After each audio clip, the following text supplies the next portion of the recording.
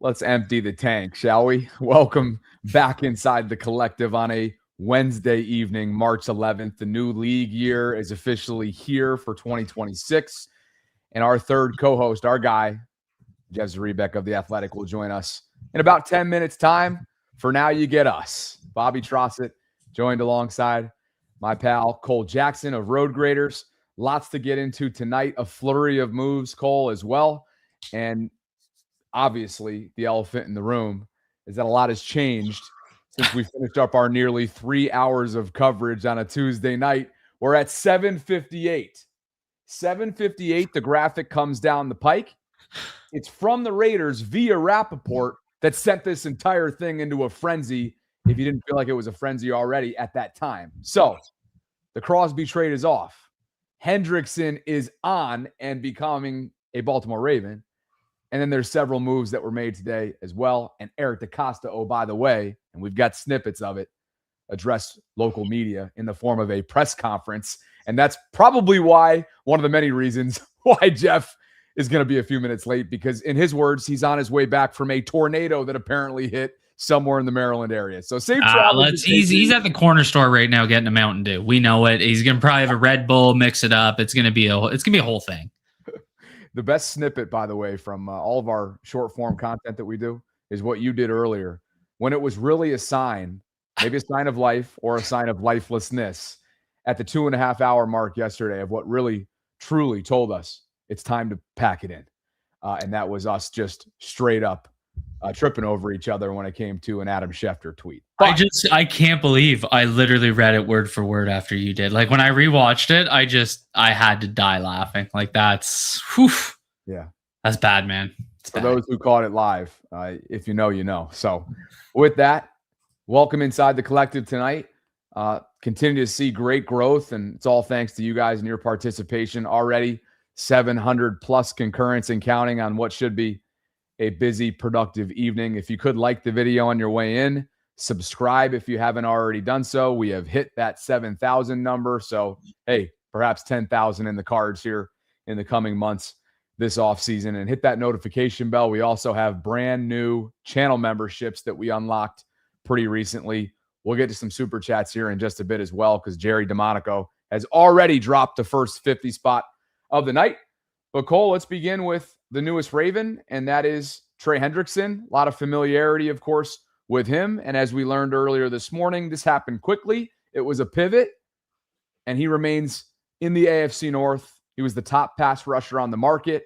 The numbers that Schefter had are as follows: 4 years, up to $120 million. That includes $60 million fully guaranteed and a $20 million signing bonus. And then there's some incentives in here as well for 8, 10, 12, and 14 sacks per season. He also gets an additional $500K for each threshold he meets. Played in just 7 games last year. Had a core setback in October. They put him on season-ending injured reserve. But gosh, it was just a year ago that he was the reigning sack getter and bargaining and busting his butt working with Cincinnati, and he didn't feel valued there, clearly. And now he becomes a Raven, and their next edge rusher, they get their 2 first-round picks back. And I know you've done a big study and gotten familiar with his game over the years. He is a true premier power rusher. Maybe that makes up for some of the run limitations. Absolutely, and that's a really good departure point to kind of take a look at it, because obviously Max Crosby is a more complete player. There's no doubt about that. He's a 4-down guy, and Trey Hendrickson has had some struggles in the run game. But what Trey Hendrickson does so well is win pass rush snaps. If you look at the last 3 years, he had a 21.5% pass rush win rate in 2025. That was good for 5th in the league. 2024, 20%, tied for 4th.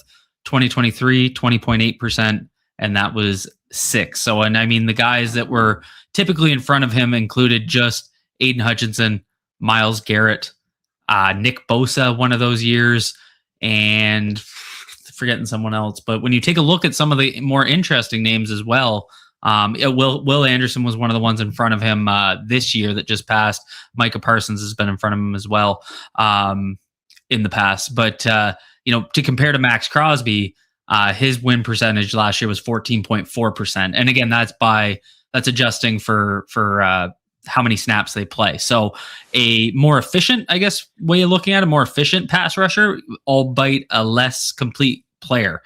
So it's a really interesting piece to add to this defense because, there's no doubt about it. The Ravens had a huge pass rush struggle last year. They need a guy to come in specifically on money downs and be able to get after the quarterback. And I think what you do is at your rush linebacker spot, you pair this with Tavius Robinson and you get the run stopper, and then you get the pass rusher, and then you figure out what you're doing on the other side with Mike Green and the Sam backer, the Sam rush spot. So it's going to be really interesting to see how they continue to fill out this defensive line. But no doubt about it, we talked about it pretty in depth last night. Like, there was no better pivot to go to there. And I mean, it was interesting, right? The news came out. I don't know if we are going to get into that, but the news came out that Trey was approached with the possibility of playing with Max Crosby. So, I mean, with all the conspiracy theories that have happened over the last 24 hours, obviously the Ravens had their eyes set on bringing Max Crosby and Trey Hendrickson together. So it makes you wonder, is Jonathan Grenard, is he still, in the cards for them? Will they look to make an additional trade for another defensive lineman? Really, to me, it's all about having multiple options on the D-line that can get after the quarterback and be successful in those pass rush snaps. If you look at the Ravens D-line last year, amongst the league's worst in straight up pass rush win rate. They did not win reps, and now they're going to focus on bringing in guys that are able to do that. So I think it's very exciting. And, as the last 24 hours, can you remember a crazier 24 hours for Ravens fans? Because I sure can't. So, I mean, we pivoted as well as we could. There's some egg on the face, and that is what it is, and we'll have to live with that for a little bit. But things landed quite well. Yeah, I mean, just in January, obviously the decision to move on from Harbaugh and the way that went, but this was a different level of magnitude. As much as that was surprising, knowing that Steve Bisciotti could have easily ran it back for a 19th straight year, I think there was an expectation that something needed to change and things had run its course.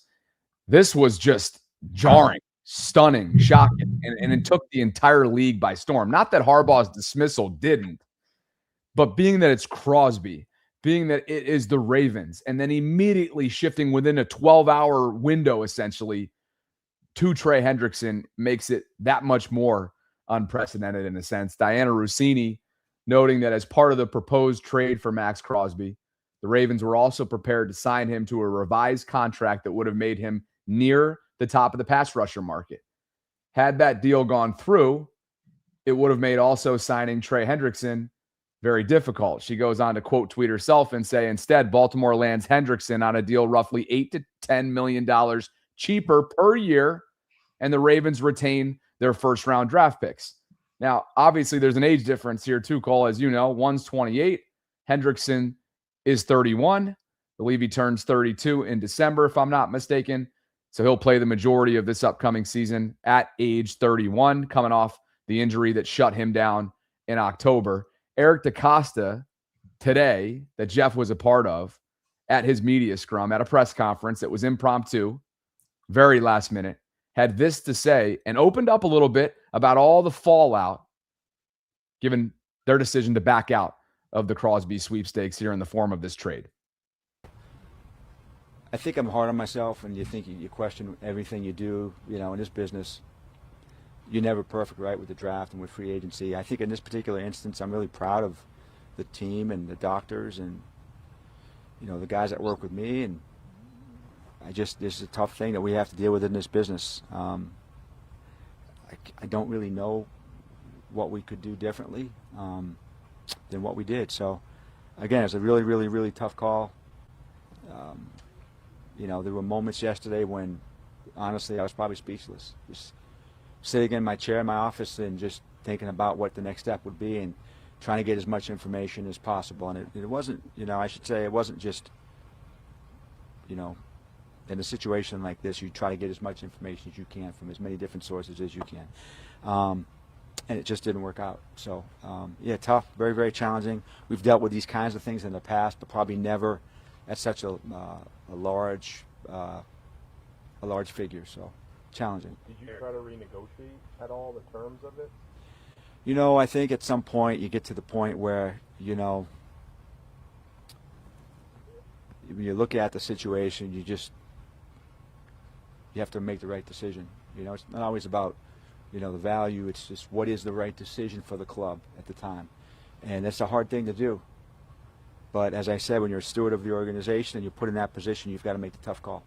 I think the body language says it all there, Cole. And by the way, just so we're staying up to date with what's happening around the league, former Chiefs defensive end Charles Omenihu reached agreement on a 1-year deal worth up to $7 million with the Commanders. That's according to Schefter. Okay. And the Commanders have been busy. Odafe You want me to go read his tweet right now?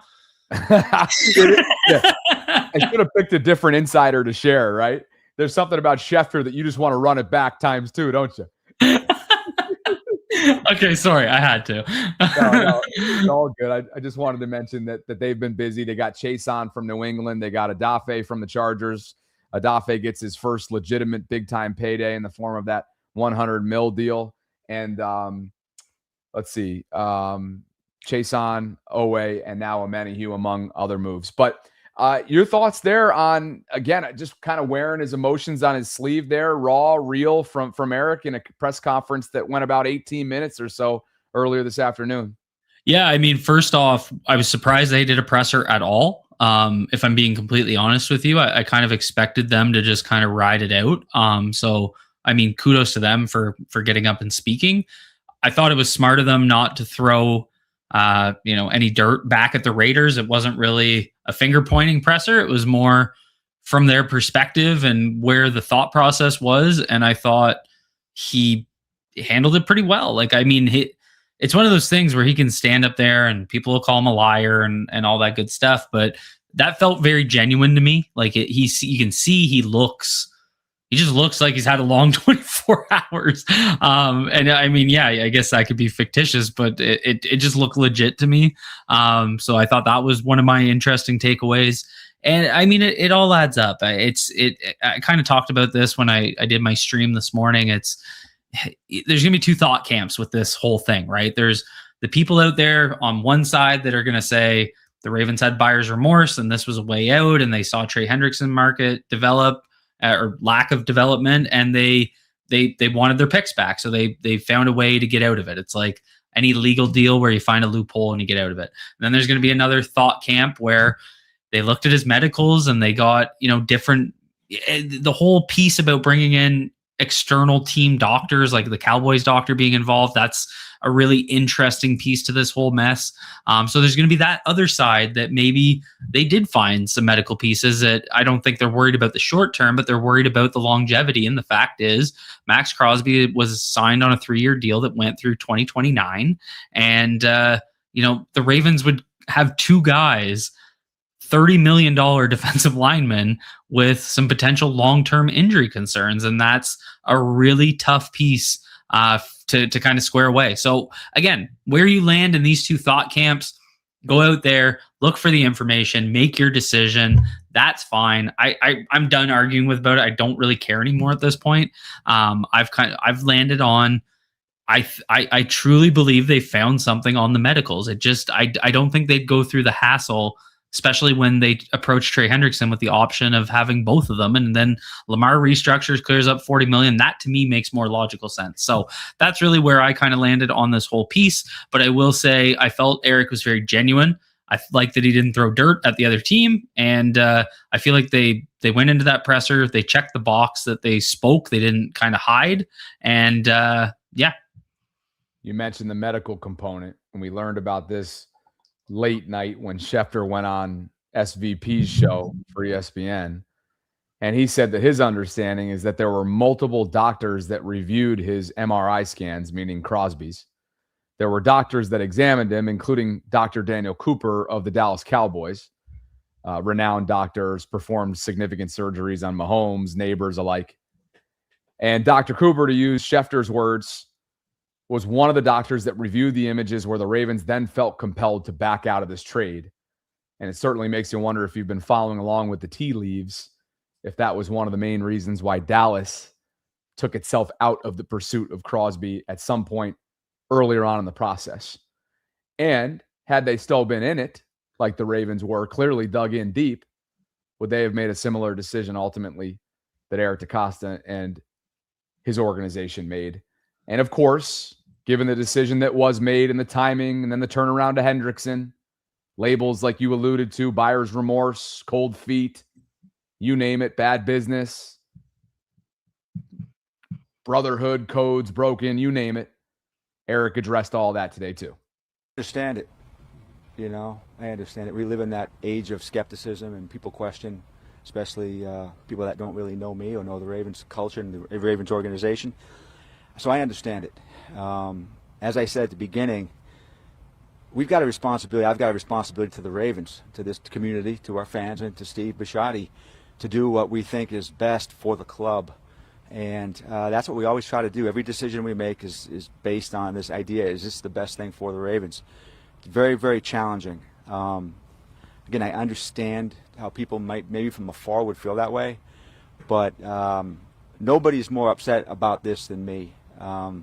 Gutted by it, actually, and so a big regret for me. But we will move on as a football team, and I think there's many opportunities for us to grow as a team, to become a better team, to build a roster, and to be the team that we want to be.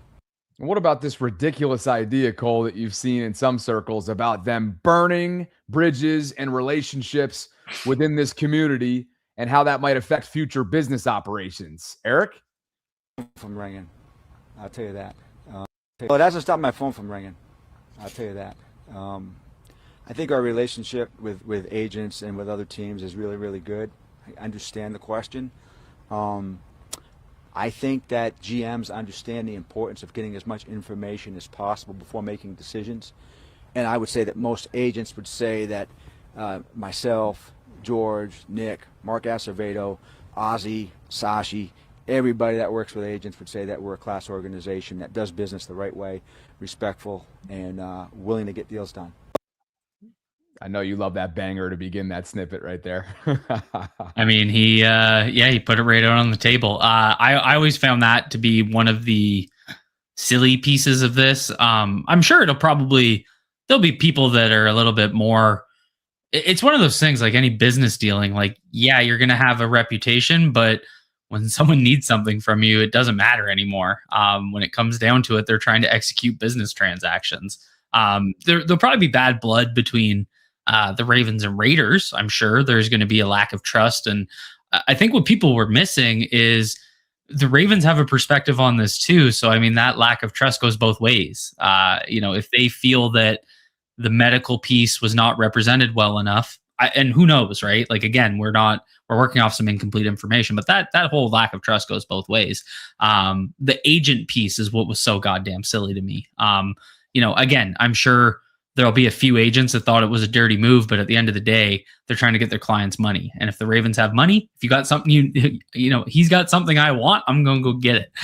So I just found that to be silly. And then they turn around and, I mean, we're going to get into it here soon, but they signed multiple free agents today. So, the whole idea that agents weren't going to engage with them because of this, those folks out there really fell flat on their face. Looking at you, Jason. The question continues to come up too. Are they better than the scenario and situation that they found themselves in 20 minutes ago as we welcome our co-host Jeff Zaribek in on what's been a pretty unique day, I would think, over the multiple years and 2 decades, that's certainly over a decade that you've been covering this organization. We were about to pivot to Super Chats, but we'd be remiss if we didn't start with your opening commentary. You're running around like a nut. You get last minute updating about Eric DeCosta's decision to meet with reporters. You were one of them. We've already shared multiple clips. He was, to use his words, gutted. He feels regret. He was wearing his emotions on his sleeve, if you will. It was a little bit of a somber type day from him. His body language certainly, I think, told the full story. What were your thoughts on a very unique 24 hours since we were last live here on The Collective? Yeah, clearly, solemn was a good word. I think there's nothing Eric DeCosta could have said today that was going to make the people who are upset about this feel better. And there's nothing he could have said that was going to erase any skepticism for people who felt like they didn't act in good faith. So he said what he had to say. It was clear he did not even want to broach the tough subject of medical, physical, any of that. which I understand. I mean, as I've said before, they don't even comment on their own players' medicals. They're not going to comment on somebody else's players' medicals. But so, it was interesting. I didn't think they would talk. I thought they would sort of just avoid it until he spoke next and have it die down. But I think it's pretty clear that they felt there was enough criticism and enough questions and enough stuff being said or written that they felt like they needed to answer for it a little bit. And I'll tell you this, guys, one thing Ravens owner Steve Bisciotti that gets him the most, that angers him, upsets him the most, is when the organization's integrity is being questioned and when the organization is dealing with embarrassment. So I imagine he was part of the decision to let's talk about this, say what you have to say, avoid what you can't say that's going to further inflame and do what you got to do. But man, it's been a crazy 24 hours. It really has. And I don't think they're close to done, to be honest with you. I'm not saying necessarily tonight. Maybe we'll get another move tonight. You guys will have to let me know. But we'll both let you know simultaneously. Bobby will let you know, and then right after, I'll let you know. Yeah. But, it's just, it's just so funny. Free agency, I'm so used to just writing over and over again. They lost this guy. They lost that guy. I'm not used to the Ravens being the story of the first week of free agency. And without fail, this was the biggest story in football this week, and regrettable, I think, from all sides. I think, you're not going to convince the people who think the Ravens were wrong that they were actually right and they did what they had to do. And you're not going to convince the people that believe the Ravens did everything right that they actually did anything wrong. So there's no use arguing. There's no use taking sides. I'm not going to come off as a mouthpiece for the Ravens. That's not my job. But they did what they thought they had to do. And if you're not comfortable with the medicals and you traded 2 first-round picks and everything doesn't look good to you, you're absolutely well within your right to pull out of a deal. And we're talking about giving up 10 years of first-round pick control, essentially. So this was never about could Max Crosby be ready to play in 2026. The concern was the future and what is the condition of his knee, and where will he be in 2 or 3 years, and will continue to be effective given the status of his knee. So he could go out and have a great season. I'm sure people would say, I bet you the Ravens regret that. It really wasn't about this year. It was about the future. And the Ravens were giving up 2 tremendous assets for the future. And you do that, you have every right to expect a high standard of what you see in that physical. And look, you have every right to say, look, I'm just not comfortable. We're pulling out. But then you better also deal with the ramifications and deal with the criticism. So I think that's the process we're in, guys, as Eric DeCosta continues to reshape his roster and make some moves here. And they're pushing forward. I think people were surprised to hear it, but it was business as usual there today. They have an uncanny ability. There's an arrogance there. I think we all know it. And they have an arrogance that, hey, we're good. We're moving forward. And I think the least surprising thing was they signed 4 guys today just to, just to show, hey, we're doing business. This isn't stopping us. And I expect many more in the days ahead. Lost in the shuffle of all that, and how can it be lost, but is the Lamar Jackson piece of the puzzle on this Wednesday. And Aditi and Schefter were on it, that sources are telling them about the contract restructure that creates about $40 million in salary cap space. Eric DeCosta confirmed as much during that 18+ minutes with you guys, Jeff, in that scrum with a microphone. And he also mentioned that they added a void year to 2030. And that ultimately the elephant in the room for now is that they ran out of time to get an extension done. And so while this doesn't prohibit them from getting that done at some point in the weeks and months ahead, that will come with somewhat of a caveat. And Brian McFarland gave some good context as to why. Scott Phillips follows Brian online, and he's like, hey, explain it to me like I'm 5 years old when it comes to why they haven't, what happens if they don't get an extension done but prior to the new league year. And we know that's happened. And Brian said basically his cap number went down with the restructure, but will go up if an extension is reached because of a new signing bonus for the extension. So they will have to set aside some of the savings from the restructure to accommodate the increase from an extension. Brian came on with us last week. He was super helpful, as was that tweet, Jeff, for sure, when it comes to looking at this from a monetary standpoint, now that Eric has a lot more room to work with, but also still that goal remains the same, I would think, of trying to get something done before the draft, or as quickly as possible. Yeah, I don't think this – I know how this is being perceived, and I get it. People are just tired of this, and people just want to move on where a future where Lamar Jackson is the healthy, engaged starting quarterback, and we're not talking about his contract, his happiness, his health constantly. And that's where this kind of stinks. Now, yeah, they could still get a deal done at some point this offseason. As you mentioned, Bobby, Brian made it clear why that this makes it more challenging. I don't think people want to hear that, but God, if we're still sitting here at this time next year talking about this, I may not be employed anymore. I'm just so over it. I'm sure most of you guys are too. I hope he gets all the money he deserves. I just hope this gets done at some point. And I think it does. I don't know why there's a holdup on this. I don't. But I also think the two sides are in a good place with Lamar and the Ravens. I think this gets done, but I couldn't tell you in a million years when and why it hasn't happened now. I just don't have the appropriate info. And when it comes to all things Lamar, I try hard to stay out of the speculation game. But yeah, I mean, it's amazing. This has been the story for so long. And the Max Crosby thing has been such a big deal today that no one's even talking about the Lamar thing. And that's all we've talked about for months. But now it happens. It's like, oh, yeah, that's like the third most important story today. My phone continues to ring off the hook. So, yeah, it's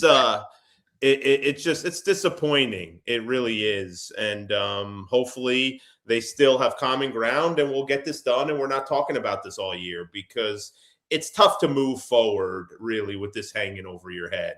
And I'm not blaming anybody. I'm not pointing any fingers. I'm saying clearly, I think Lamar and the Ravens and Eric DeCosta are in a good place.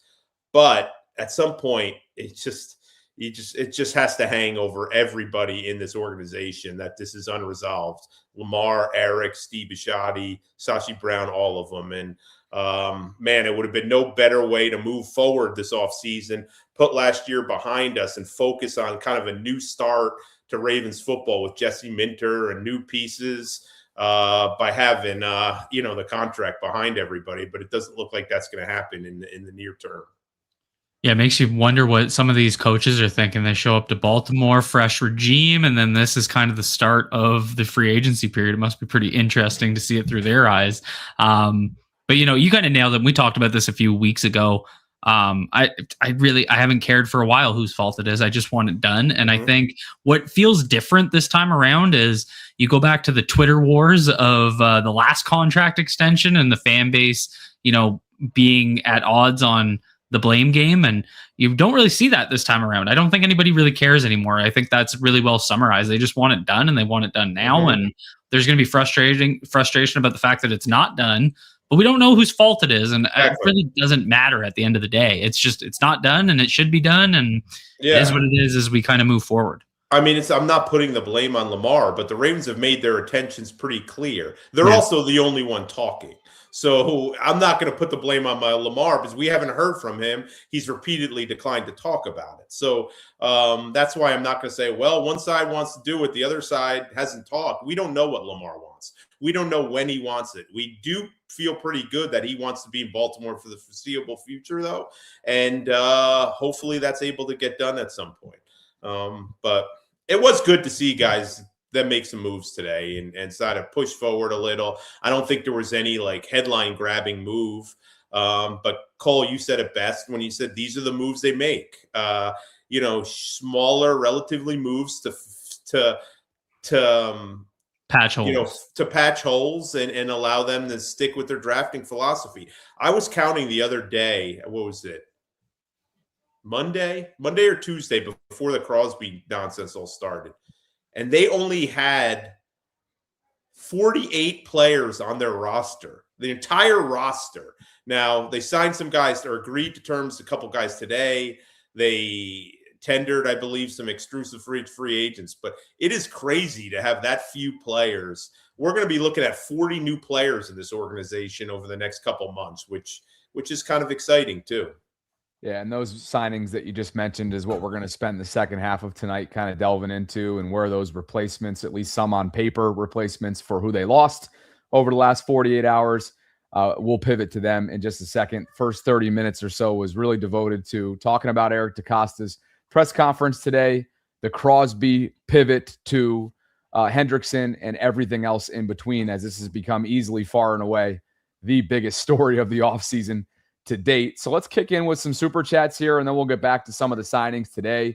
Jerry got us started, and he writes, the defense is shaping up. Any more free agency moves on offense, or do they focus on the draft now? Jeff, your local media cohort asked Eric today about offensive line, and then he ended up giving an answer that I know Cole is going to love on Dwayne Ledford and what he's expecting moving forward from him, and some of the moves that he's also teasing perhaps in that position group in the days and weeks ahead. Here is Eric earlier. I know you guys haven't had a chance to meet with Dwayne Ledford yet, our offensive line coach. Super, super excited to work with him. I would say if you do interview him, just don't wear a lot of pads, extra padding anywhere, because he's not going to like that, because he's really doesn't like a lot of back pads or like elbow pads and things like that. So, but he's a great coach, and he's super excited. I think he's done a masterful job. If you look at some of the guys he's had in Atlanta, how he's developed players, I think it's one of the things that I probably admire most about his coaching style is his ability to take these younger guys and make them really, really good. So I think we've got a good plan. We've got a bunch of draft picks this year, 11 draft picks this year. I think we're going to probably have a whole bunch of draft picks next year. We will be looking at some free agents as well. We'll probably bring a couple guys in the next couple weeks. But I have a lot of confidence in Coach Ledford and our offensive staff to develop guys. And I'm confident we've done it before. I think we have a pretty good history of drafting centers. I could go back and probably give you 4 or 5 guys that we've drafted over the years that have ended up being some of the very best centers in the league. So I'm confident we can do that. All right, fellas, we know they've brought in John Simpson as of the last 48 hours or so through free agency. This answers one position group on the offensive side of the ball to Jerry's question. Cole, do you have anything to add based on your reaction there with Ledford and some of the moves coming up in the weeks ahead? Yeah, no, and I mean, I'll kind of stick to this as the Ravens mantra. It's always to patch holes before the draft to go BPA. So, I mean, you take a look at their depth chart, and, you know, right now they have a left guard in John Simpson. They have a right guard in Emory Jones. So the draft provides that opportunity to still improve at those positions, to be clear about that. But they may look still to bring in a center to be competition. And if you go back to our conversations that we had last August when training camp was going on, I said it every week. I said they need to bring in competition, and that's going to be my viewpoint through this next kind of couple weeks as we go through the second and even into the third phase. Is I think that's the priority. So you take a look who's around. You see a guy like Lloyd Cushenberry, former Tennessee Titan, who he started his career with the Broncos. He was from LSU, was actually a pretty good center for the Broncos. And then he suffered some injuries, went to the Titans, and he just didn't, just wasn't the same player. But that's a guy that started, how many snaps has he played in the NFL? 5,106, all at the center position. So there's a guy that you could bring in that would, give you if you had to play a football game tomorrow, you have a starting NFL center. So there's one option. You take a look at a guy like Brady Christensen that really fits what I think the Ravens prioritize, and that's versatility. He, in his career, over the last 5 years in Carolina, he's played 443 snaps at left tackle, 1,064 at left guard, 247 at center, 349 at right guard, and 71 at right tackle. Does that not scream Baltimore Raven offensive lineman to you? So there's another guy that they could look to bring in to kind of round that out. And for me, it's all about bringing in ample competition. That doesn't mean that, I think left guard's an interesting spot to look at. They have John Simpson there. Does that mean you don't go Vega Ione at 14 if he's there? I think that becomes a really interesting conversation. Do you want to pay $10 million to a backup? Probably not, but we also haven't seen the contract structure. So, what's it actually look like? So I think they're going to have some interesting decisions to make. But for me, it's just bringing in ample competition. And we know that they need to improve that interior offensive line. They talked about it. It's a priority for theirs. And they also said, the pass rush was a big priority. And we've seen how serious they've been about addressing that. So it's really about shifting gears, patching some of these holes, and trying to bring in competition for that interior. Here's what I see, guys. They have myriad needs, obviously, but let's talk about frontline needs. Every position you could say depth. What are the positions that they probably need to add without drafting, like ahead of the draft? Like, they have 2 tight ends now under contract, but draft the third. Mark Andrews is probably here in the short term. You need to add some youth to the tight end room. Draft that guy. Don't, I hear people talking about Darren Waller and David Njoku. I'd rather see them just draft a guy you can develop under Andrews who'll be ready to become the number 1 tight end in 2 years. I think you need to add a veteran center. I think that's a must. Doesn't mean he has to be the starter. I love the idea of Elgin Jenkins because, I think you prefer him at guard. But if you could pencil him in center, then if you get the center in the draft you want, you all of a sudden have your another starting guard, Elgin Jenkins, and then you can move on. So I think you need 1 interior offensive lineman is a must as a veteran. I think a veteran quality receiver is a must. And I think a veteran interior defensive tackle is a must. Those are the 3 pieces I would like to see added: a receiver, an interior defensive lineman, and an interior offensive lineman. I would like to see a big swing there and them shore up that areas. And then I think you truly could fill out the rest of the roster with either really modestly priced 1-year veterans or by hitting hard in the draft. I was just going to ask a follow-up on that. Do we think if it's true that when they were, still in the process of bringing in Max Crosby, speaking of big swings, obviously that was a big swing. But when they were in the process of that, if they were truly trying to bring in Trey Hendrickson at the same time to pair them, could we still see them after the Trey Hendrickson signing swing for a defensive lineman? I think that's something that we have to consider. Yeah, no, I absolutely agree with you. And there's also reports that they had an offer out to Draymond Jones. And that's before Max Crosby was even in the building. So I could see a veteran pass rusher still being in the plan. We know they like to have the 4-man rotation. I don't think it speaks of their lack of confidence in Mike Green, but I think they want to have a deep rotation. They believe in that at the outside linebacker. So, yeah, I could totally see that. But the musts to me are interior OL, interior defensive lineman, and a wide receiver. And then the rest of it you could sort of fill out by really lower-priced veterans or just by using the draft. Hey, and in the midst of all this yesterday, Jay-Z, Jenkins did end up in Cleveland. So he's a Brown now. 2 years, $24 million, $20 guaranteed. As Cole noted, I think last time we were on, played both guard and center. His 2 Pro Bowl seasons, though, are at guard.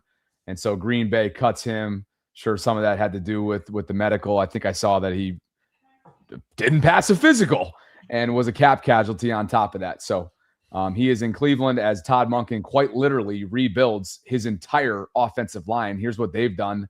They've traded for Titus Howard. They've signed Zion Johnson. They've signed Jenkins.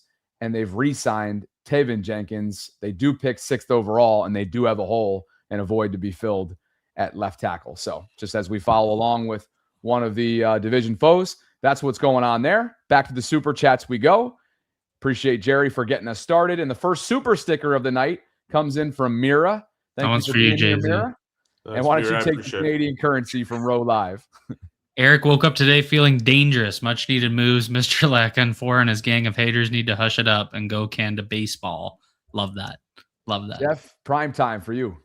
There's so much different info. Can we get Jeff's thoughts on what Diana Rossini has said, which is basically we got cold feet, conspiracies to NFL Network, which it was injury. I don't think Diana Rossini said that. I think she said some people around the league think that.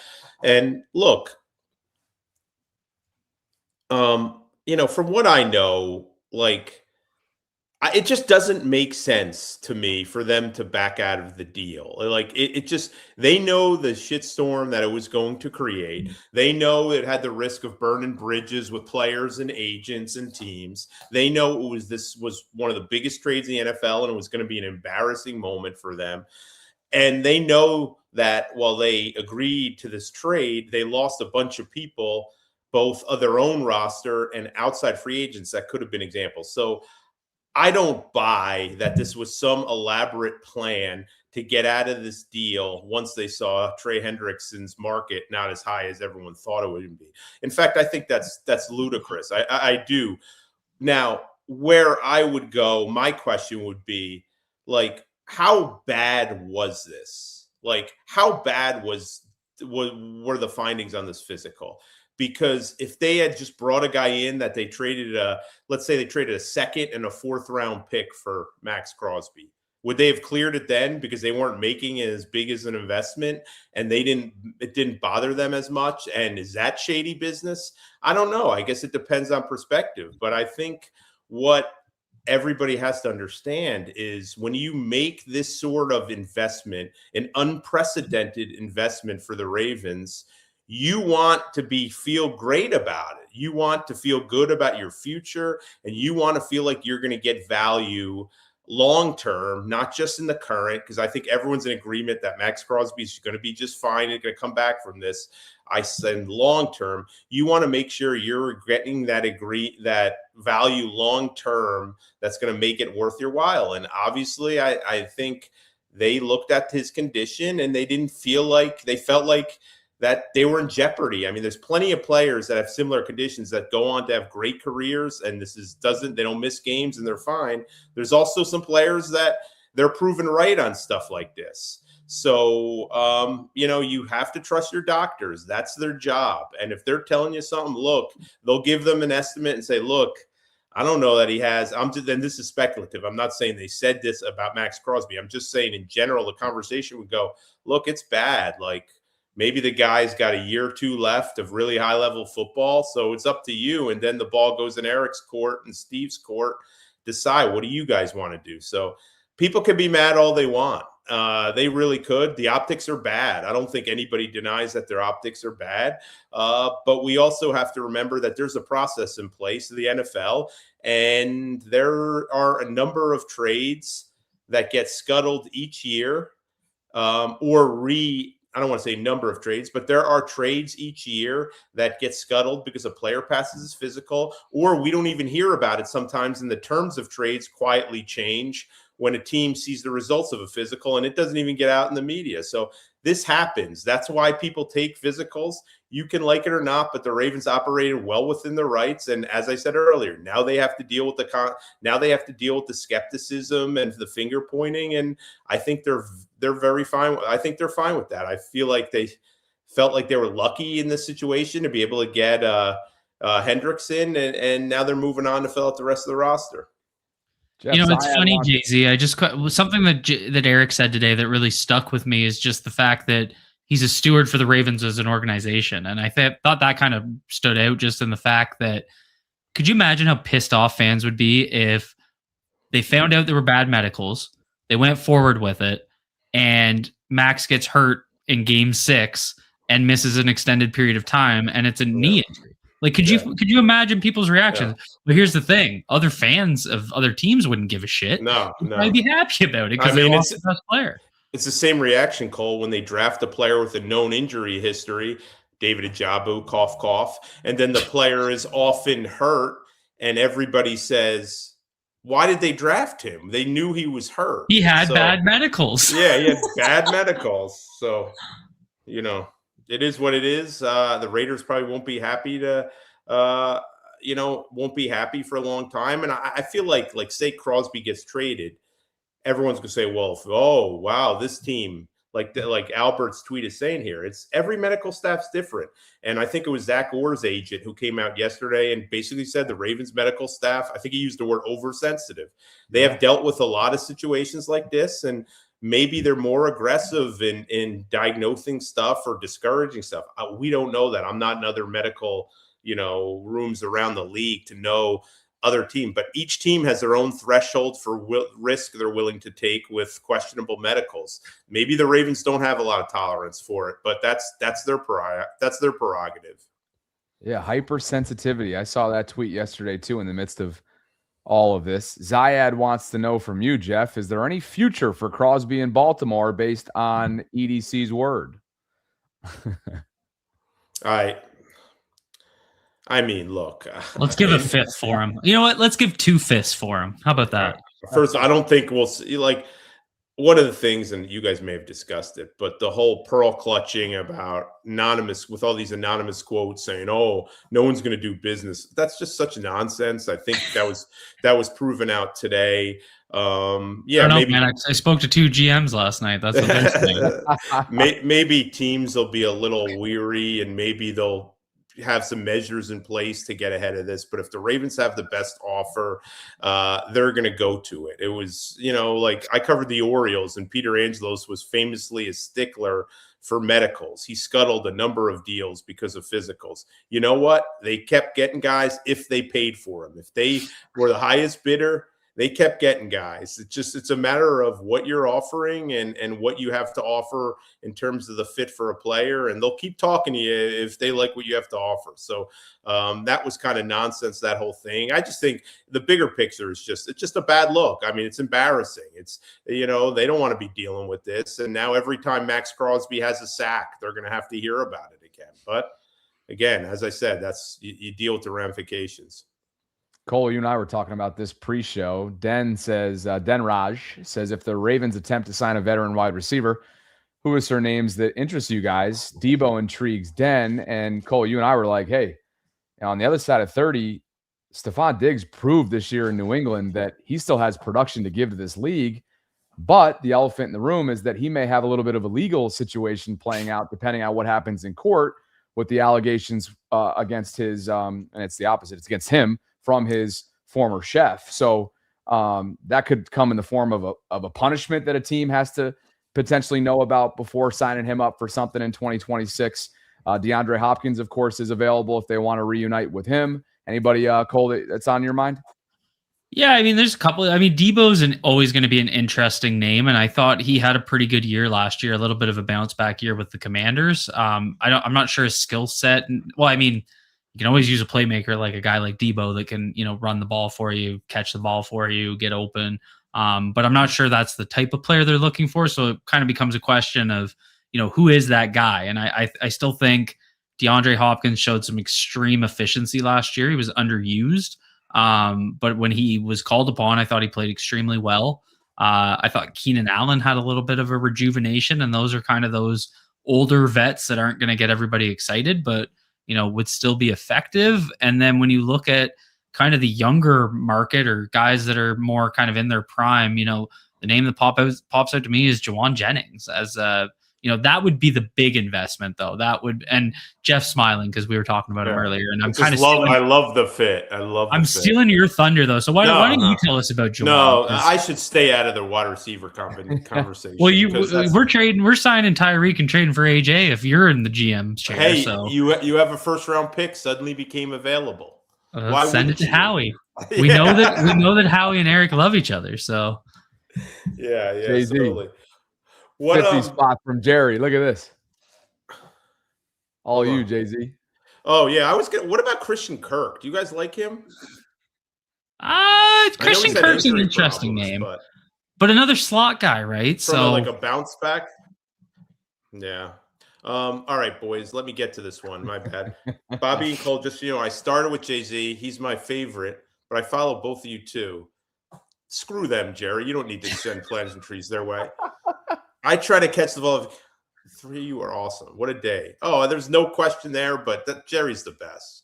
Jerry has established himself as my favorite listener. What do they call people that watch podcasts? I don't even know. Award-winning listener, AWLs. Yeah. Hey, did you guys? First of all, Jeff, sorry. For our audio-only audience, you got to read the whole super chat. Oh, sorry. I'm not a pro like you guys are.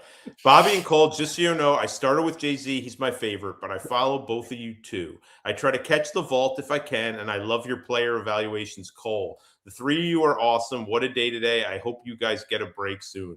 Jerry, that's awesome of you. These guys were awesome last night.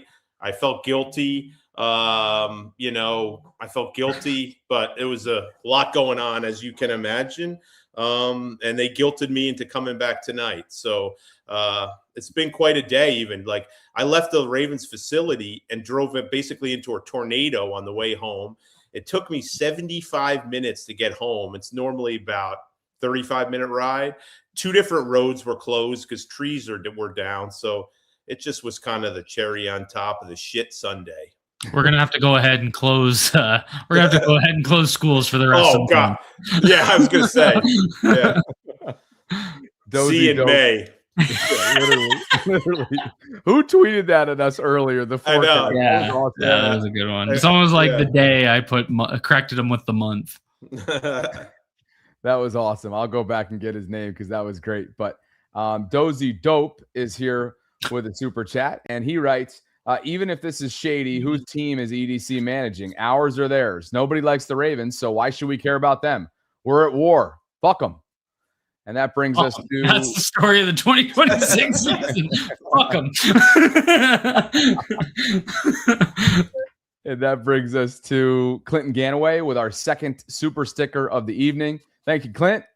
And Mad Rasta for you there, Cole. Not Eric's biggest fan, but like what he did. It was best for the team. We lost too many players to give picks away. Glad we are now the villains. Interesting perspective. A good way to look at it. You know, they pivoted, and I thought the pivot was probably best case scenario. And now it's interesting because they have some draft capital where they, you know, like I said, could take another swing, and maybe it's not going to cost you pick 14, but maybe you're still adding a, you know, impact player day one for maybe pick 45, right? So it's going to be interesting to see how this continues. But yeah, hell of a pivot. And shout out Mark Esposito, who tagged us all in the Howard County forecast for tornado watch 4 hours ago. Shut it down. I'll probably go by my son's school, and they already have wood around the windows and wood boards, just boarding up shop. Go home for the summer. See ya. See you next year. See you in September. Shut it all down. What a farce. Cole, JP's here. JP, don't worry, boys. I'm still out here holding it down. Haven't sent a super chat in a minute, but I stay watching. Appreciate you, JP. Cole, you're killing it with the constant uploads. Out of the 20 shots you take, at least 3 will hit. That's a good one. Yeah, no, well said, and appreciate the love. That is not as good of a field goal percentage as Bam had last night in Miami. That's for certain. Dakota Drake says, do you think the Ravens try to sign, is it Jamari Salyer, yeah, from the Chargers as a tackle / backup? I mean, my perspective on this, I really liked him coming out, but those were in the Greg Roman days. I just feel strongly, and I mean, I don't want to devolve into too much of a rant about John Simpson, though. I wrote notes last night, boys. I had a whole note about, I was going to rant about John Simpson and the philosophy of how Eric DeCosta is building the offensive line, and then Max Crosby trade fell through last minute. But I have an overall belief that the Ravens, when they've been going after these guard prospects in the last few years or bringing in guys, there hasn't been a big enough focus on athleticism. And I have a feeling that Salyer would kind of contribute to that lack of athleticism on the offensive line, which is my major criticism of the John Simpson signing. So as much as I do appreciate his versatility, I appreciate his competitiveness. He is physical. If it was a potential interior spot, you could maybe sell me, but I just don't think he's athletic enough to really fit in what Dwayne Ledford wants to do as an outside zone dominant team. He was with Monken at Georgia, right? That's right. Okay. Yeah, and then went to the Chargers. Yeah. Yeah. Okay. Okay. I got to do a little bit more homework on him. Chosen. He was a left tackle for them. Actually, he came out as a tackle. Really? Yeah, and I believe he had some snaps at center. I'm pretty sure he's played all 5 positions in the NFL. Chosen One says, honestly, don't care about the look of it. EDC's job is to do what is in the best interest of the Ravens. And on this day, he's done his job thoroughly. Yeah, I mean, Eric has said as much, right? That they're stewards and that they have an obligation to Steve and the fan base, and the best interest of the organization is what his words were, paraphrasing from earlier this afternoon. Guys, my criticism before we put this to bed would not come with any actions that they took after Max Crosby arrived in Baltimore on Monday night. Mine would be before they agreed to the deal, and I don't have the answers to this. How aggressive were they in trying to get medical info? What did they see? What did they know? What did they try to learn? And that's where it feels like, and without fully knowing, it feels like it got a little sloppy. And I was telling somebody the other day, it just kind of like, when we've had kind of these embarrassing situations, or the bad, like bad contracts, they'll often admit later that we didn't do enough homework. Remember the Earl Thomas thing that they couldn't believe? It was kind of Marcus Williams too, although I like that signing. Both situations where these guys were still available a couple of days in free agency. It's like, wait a second, we might be able to get one of these guys. We didn't even consider it. And then they kind of do a crash course on them and decide to do the deal probably without doing their full due diligence. So my question would be, what did they do? How much did they research this? And I think that's where, without knowing the answers to that, that's where I think you could, include some skepticism, but I'm not ready to play the blame game based on anything that happened in Baltimore when he was here. Sammy, we covered this earlier, but making sure we know that you super chatted about it. Jeff, what's happening with the Lamar extension? Do you still expect a deal to get done this offseason? I'm getting scared he walks after 2027. Yeah, I mean, we hit that pretty good earlier. Matt, this one's for you. Jeff, have you read Next Man Up by John Feinstein, R.I.P.? Yes. Incredible, the perils, the happenings, and that even the TO. Jay-Z on this one, Matt messaged me on Twitter. Yeah, with the pages, right? Yeah.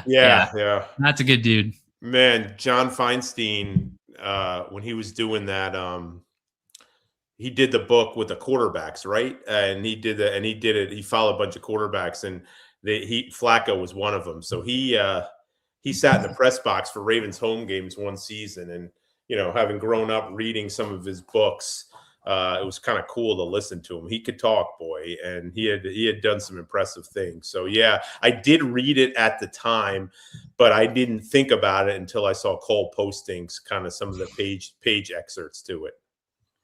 This would have been his month of the year, right? March was his favorite month. Yeah. And man, like, there's just certain names that come to mind, Jeff, when I think of Feinstein, like especially all the time I spent in the Baltimore area, like Jimmy Patsos comes to mind. Oh yeah.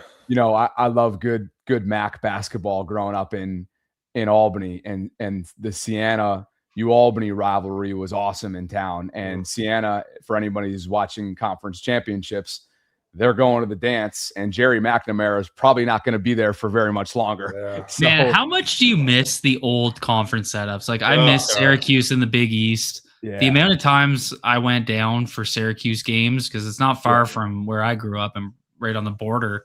I miss those Big East days. The Syracuse UConn triple overtime, one of the most. I went down to the Carrier Dome one time with one of my buddies who's from the New England area, and he's a big UConn guy, and we were there, and he's wearing his UConn gear, and just watching him sit beside two Syracuse guys and just get razzed the whole time when we were oh my god, I love the old Big East, man. I love the Big East. Like my dad got his master's at Seton Hall. My brother went to Villanova, and I used to visit my brother, and he was there when they'd Kerry Kittles playing, and I used to go to games with him, and I was a St. John's fan. I love St. John's. Nothing better than staying home during the Big East tournament and just watching those games. But I'll tell you what, there was nothing worse than if you ever found yourself in the same press box where John Feinstein and Peter Schmuck were talking about politics. It made you want to run and hide. There was nothing worse than that. The Big East basketball was great. The politics talks, oh my God. Peter Schmuck, man. They were almost more painful than that ride home tonight. Peter Schmuck, man. We overlapped a couple of years when I was in radio, and hey, make that 3-for-3 clean sweep for the old formatting of college hoops. My father's 85 grad of Georgetown. His sister, my aunt, 87 out of Villanova. There was an awesome sibling rivalry there. And I remember going to MSG for the Big East title game between West Virginia and Georgetown. You remember Greg Monroe? He was on that team for the Hoyas. Yeah, Georgetown.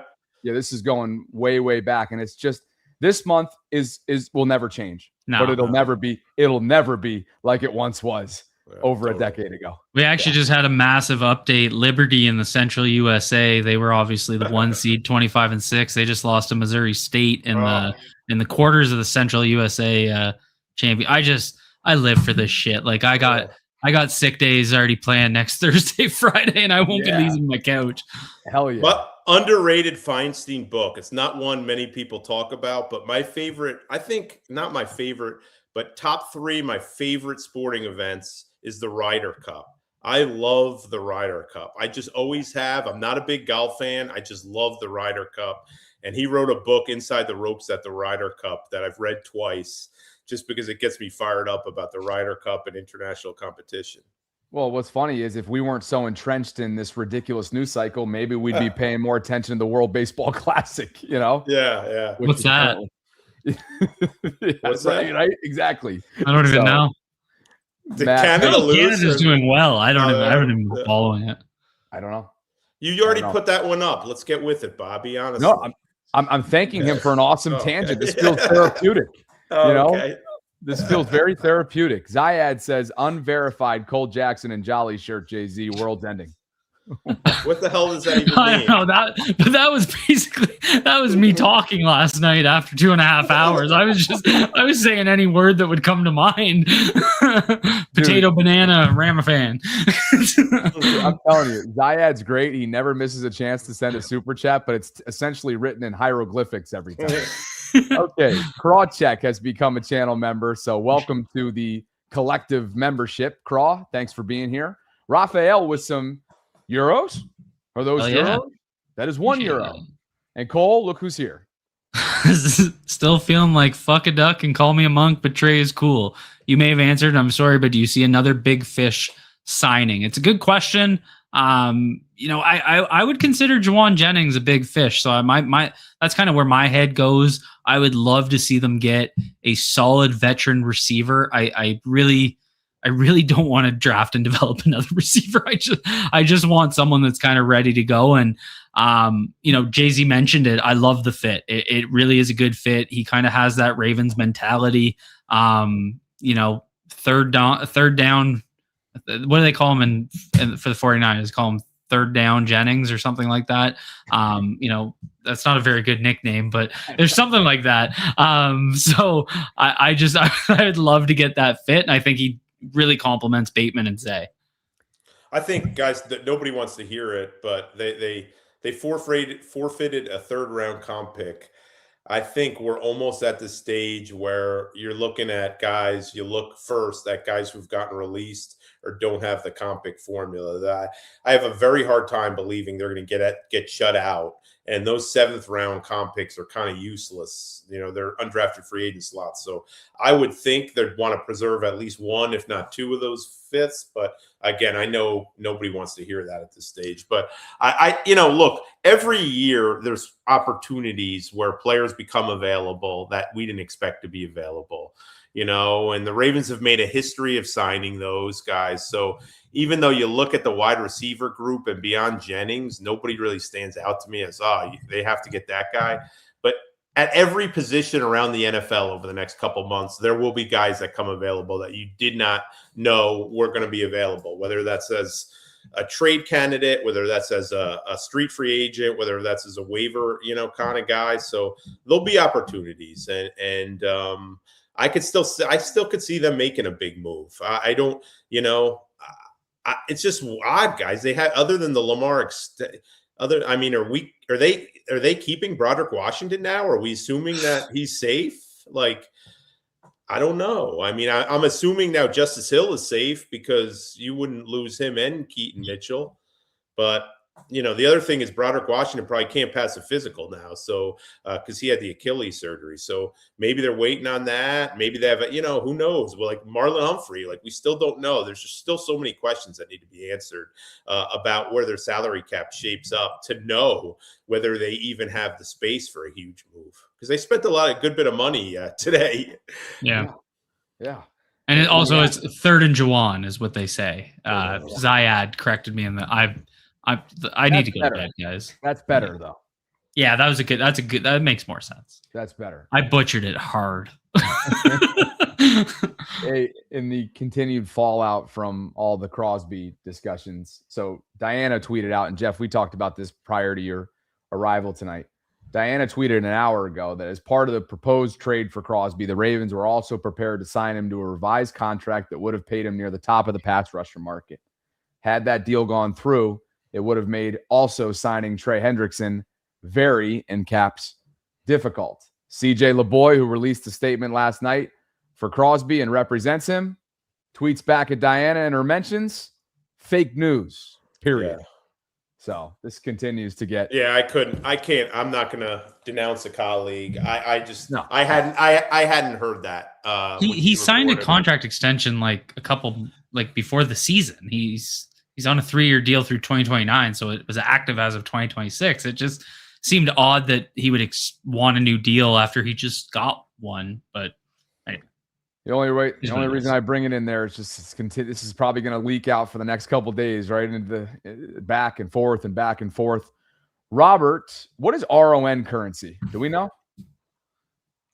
He writes, at what point will, oh boy, this is going to be a bomb. At what point will fans understand that Romanian Lou? Damn, really? we go all the way to Romania. That's cool. Wow. Well, he's about to drop a bomb here. At what point will fans understand that Lamar cares more about money and being the highest paid than actually winning and have a better team around him? Straight out of Romania, damn. Tony, for you, Jeff. I don't think we draft a guard in the first round. Can Emery or Voorhees play center? I think we go tight end, wide receiver first round, assuming Bain doesn't drop. Yeah, Bain ain't dropping. I don't think that's happening. Emery, I've never seen Emery play center. I'm trying to think. Have I seen Voorhees take reps in practice at center? I don't know. I don't think so. I usually text you after every practice. Yeah, that's true. Yeah, JC true. I don't recall shit constantly. Now, I mean, I mean, maybe the backup center is Corey Bullock. I mean, yeah, they like him. You know, maybe they do. They do. When he's every time he seems to play well. Yeah. I know they were worried as a guard about his ability to anchor and all that, and just, not really, would he be big enough to withstand it? We'll see. I think they'll find a center. I think they'll figure out a way to find a center. Well, they better, but I think they'll, I think they'll double dip on that position. I think they'll aim on taking a guy in the draft, but they'll also want to add a veteran before the draft so they don't go into it with everybody knowing they're going to draft a center. Like, that's not a good place to be. It's one thing when everyone knows you're going to draft a punter or a kicker. Nobody's jumping on those guys anyway till day 3. But if you draft if you need a center and everyone knows you need one, you have to worry about teams jumping you in the middle rounds. That's what made me think Brady Christensen, just because, again, he's got that 5-position versatility. 247 snaps in 2024 at center. I just think just seems like a Raven guy to me that can kind of play everywhere. Cole, just a quick one here since you and I addressed it off the top, but Raphael wants to know, are you worried at all about Trey's run D and age? Yeah, it's a fair concern. I mean, he's definitely older. He's coming off a surgery himself. He also hasn't gone for his medical. Just let's be real about it. But the run defense is interesting. I think fans will notice it. He's definitely not a force multiplier in the run game like Max Crosby was. But they have a guy in Tavius, and I really see them kind of being deployed together. Obvious rundown versus obvious pass down, and obviously he'll have to play some rundowns. But I think Tavius is a really good running mate for Trey Hendrickson. Do we all agree that Cheeto won the day on social media with our pal, with our guy who's lacking a full night's sleep, certainly, and maybe even autocorrect got him here. But Jeff, you were on top of. I didn't see this. This is real good, and Shimmy Boy allows us to tee this up perfectly so that Jeff can comment on the record here. But I gotta. One of our Giants reporter, Dan Duggan, he's a great dude, and we've been talking a lot with all the Giants headed over there, and he kind of made a comment. He's been laughing at how these angry Raven fans have been infiltrating his tweets, and he pointed out to me that Awuze's response. He's a great dude. Awuze's a character. I'm excited. I'm excited he's back. He's a really interesting guy. Kind of one of the guys I wanted to do a profile on last year, and I think it was Cliff Brown at Ravens.com. Cliff's the best. He kind of beat me to the punch. And, you don't want to do a profile right after someone else does one. So I sort of was waiting a little bit, and then he got injured. So I just kind of shelved it. So I'm psyched he's back, get a chance to get to know him a little bit. I thought he played really well for him. I thought cornerback was an underrated need. I still would take a shot at a corner relatively early in the draft. So we don't continue the curse of like the 4th, 5th round corner. That's not been very productive for them. But I think you can't be thin at that position, and you can't just run out undrafted and day 3 draft picks. So I would take another shot in the draft, but I think you feel pretty good right now with your group, knowing you have plenty of time to still add. Shimmy, thanks for allowing us to revisit that. That was pretty good. And Jeff, you had the figures earlier on, along with Garofolo. 1 year, $5 million for a player that, to your point, was not only durable, not only understands the division because he began his career in Cincy, but brought a level of reliability for them in a year that they desperately needed it. So he's back. It's a cheap deal, as Eric said it just straight up in his press conference today when he was talking about other moves and where they're at overall.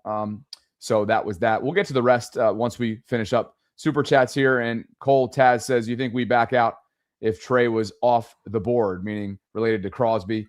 We've kind of went back and forth on this, but anything to add there? I truly believe it was medical related, so I'm assuming they wouldn't want to give up 2 first-round picks if they had some serious concerns about his long-term health. So, I mean, it breaks the conspiracy theory, but I would imagine they'd be pivoting to someone like Jonathan Greenard or one of the other free agents. Dre Dog says, what about CJ Okoye? Him next to Beeks is a lot. He's one of those guys, Cole, throughout the summer months that the last year or so has definitely garnered, I know, a lot of attention on road graders, for example. He's just so goddamn hard to block. He's so big and so explosive. If he could get a little bit more consistent, he's one of those guys that just hasn't played football very long. He came in through the international exchange program, and I believe he's got a gray box around him. So, and what I mean by that is he's an exclusive rights free agent. So I hope they bring him into camp. I'd love to see him again. He destroyed the Colts in the preseason last year. And that was they had Tanner Bortolini playing. They didn't have all their backups in immediately. So he had some live action midseason, did pretty well. So, I mean, another year under his belt, the new coaching staff, would love to keep him around just to give him another look. Thanks, Dre Dog. Appreciate you. By the way, we have over 1,700 concurrents tonight. So great show, great performance, great continued growth for all you guys. If you could like the video on your way in, and maybe, just maybe, hey, is 7,500 subscriptions in the cards? Right now we have 7,253. Do we have another 247 in us tonight? If you find yourself watching right now and you're not subscribed and you're enjoying what we're doing, we'd love for you to subscribe. It is free and it goes a long way to this channel's continued growth. Jeff, Work Boots 12 is with us tonight. Don't you think they should still look to bring in another guard, Teller, Zeitler? I would also send a third for Jonathan. Man, I told you guys, I've been talking about him for a couple of weeks. Greenard, I really like him. Sounds like the Eagles are in on him. The contract, though, could be problematic. I think I've read that. Yeah, look, that's pretty hefty for where they are. So I don't know. As I said, they've shown a willingness to spend here an edge rusher. I think they looked at it as the one spot they need to be fixed. And with the Ravens, usually when there's a big issue, they overcompensate that offseason. When you think they're done, they bring in another just to leave no doubt.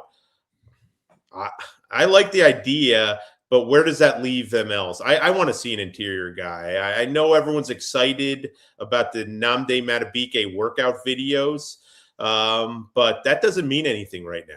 It means he's working towards playing again. That's great. But, until he's got full clearance and we see him back on the practice field, I think you have to go into that and saying they need to get some interior defensive linemen. Javon Hargrave would have been perfect for me. Yeah, that was disappointing. I really thought that they had a shot at him. And maybe they pivot to Jonathan Allen. It seems like he's been rumored to be headed to Baltimore forever. I don't feel as strongly about him as I do about Hargrave. But there were a couple trades involving interior defensive linemen, and I heard the Ravens mentioned on some interior defensive lineman trades for a couple weeks. I've sort of previewed that. So you get the one pick, your first round pick back. Maybe you're more willing to move a third or a fourth and to get that guy, because the interior defensive line free agent class kind of stunk this year. As far as kind of impact guys that I thought were great fits. So it seems like that's why people are going on the trade market there to try to find that piece. So we're trading for Jalen Carter is what you're saying? I don't think it'll be that high, but that would be fun, right? Oh man, I would run. Could you imagine him and Travis? Well, I guess you don't have to imagine it because you see it with Jordan Carter and Jalen Carter and Jordan Davis. But him and Travis Jones lining up next to each other, and a healthy Matabike and Trey Hendrickson. Now you get back to kind of how the Ravens were built, and you start getting excited about it. Yeah, the only name I'm just looking, and like the only name that would excite me, and it won't excite everybody, and that's fine. I've given up on trying to sell people on his effectiveness, but it's Calais Campbell. It's Calais Campbell, and you and I have talked about. It's funny, you and I have talked about him a number of times. He's old, but he still plays good. I don't know what to tell you. It kind of reminds me of Harrison Smith, and I know that he's on the market, and they already signed a safety. But that was another guy that I was thinking to see. Some of these vets, they don't age for some reason. You know, He's unbelievable. Yeah. He is just absolutely unbelievable. What a story. Obviously, he's pretty close with Weaver, too. So you wonder if that would help him. He might even be willing to hold off until post-comp deadline to get that, to sign on. But, yeah, that would be cool. I do think at some point, though, it's a shame that their draft – is sort of lacking in those options. But I think at some point you need to spend a significant asset on trying to get a young interior defensive lineman in here that could kind of grow, because those guys are expensive and hard to find. Yep. So just to wrap up that defensive player discussion, Hargrave lands in Green Bay. Grenard, they're asking for a day 2 pick, day 3, like we talked about. And then there's the contractual nuance that we mentioned. Chubb goes to Buffalo. Bradley Chubb goes to Buffalo. And that leaves, to Jeff's point, Jonathan Allen and a handful of others that, are not as high impact that are still out there for the taking. Part core, this is for you, Jeff. Considering Hendrickson and Crosby was a plan, would Grenard still be on the table for a third? Appreciate your work as always, which we just discussed. Yeah, I don't think Eric ever said that was the plan to sign them both. I think he said it was kind of a consideration, and they talked about it, and they started talking to Hendrickson after Linderbaum. They learned Linderbaum was moving on, and they would have a chunk of money that had originally been earmarked for Linderbaum. But I'm a little skeptical how in depth they were with that plan. That just seems like too much money. Grinder would be a little cheaper, so maybe I could see that. And then you can play Tavius Robinson a lot inside. I guess you could do that, but I think there's a room for another edge rusher. My concern, though, guys, is, as I've said, how many assets do you have left, and how much cap space do you have left, and where do you need to put it? And I see interior defensive line, and I see interior defensive line, and I see wide receiver. Yeah, that's where I would put it, and I would hesitate to shoot my last major bullet on a outside linebacker, but I do think maybe you find a veteran kind of under the radar, like this year's version of Kyle Van Noy or Justin Houston, or you'll find one of those guys, But right now, those guys are still going for a lot of money. Man, Chubb got paid. No, Money Matt, this ticked me off. I got so many I'm sorry texts on that Friday night. You lost the Friday night because Max Crosby was traded. But I said, you know what? I'm not the eternal optimist, as you guys know. But I said, you know what? my Thursday night of the draft week just got freed up. I can't wait to go to the Under Armour Performance Center. They roll out a great spread. Bobby can tell you. They roll out a great spread. They keep the food coming. Everybody's loose, excited about the draft. I was going to kick my feet up, make fun of the commentary, watch all the picks, and not have to worry about all the nonsense. But that dream officially died last night. So I'm a little bummed about it. And I mock draft suck in general, but I am glad that there's going to be more excitement around the draft now. I mean, that I will say. People love the draft, and it would kind of felt, I don't know, it would have been kind of boring going into a draft if they didn't have a first-round pick. And Jeff, just to go back to your last point quickly, there actually are a few vets that at the edge position that could be in that Kyle Van Noy resurgence area. I mean, you got AJ Epinesa, who has had flashes of good play. Dante Fowler played pretty well last year. If you wanted a younger taste, Arnold Ebiketie is a guy that's finally started to show a little bit of promise in Atlanta last year with that defense they put together. But the name that really stands out to me that really feels like a classic Ravens signing where they get a guy that's very much like Kyle Van Noy where you can squeeze another year out is Cam Jordan from the Saints. And that just feels to me like the last minute move to like kind of get that extra guy in there. And again, it puts him in a situation where he's kind of playing those situational third downs. And he becomes the kind of running mate with Mike Green. And then you got Tavius as a running mate with Trey Hendrickson. And then you have a really nice 4-man rotation with the ability to get, 3 guys in. Cause can you get Tavius Robinson as a 5-tech and Trey out wide, right? Like there's some interesting opportunities there to create. So did we mention Clowney? No. I tell you, there were some games last year watching the Cowboys where Clowney would look like the best player on the V did, man. I had Pickens in fantasy and I had Javonte Williams. So I always found myself in the 4:00 slot watching Dallas for my fantasy team. And Clowney popped constantly. Yeah. Remember, they really got rolling the Los Angeles Chargers under Minter last year with that pass rush when they had the 3 guys going.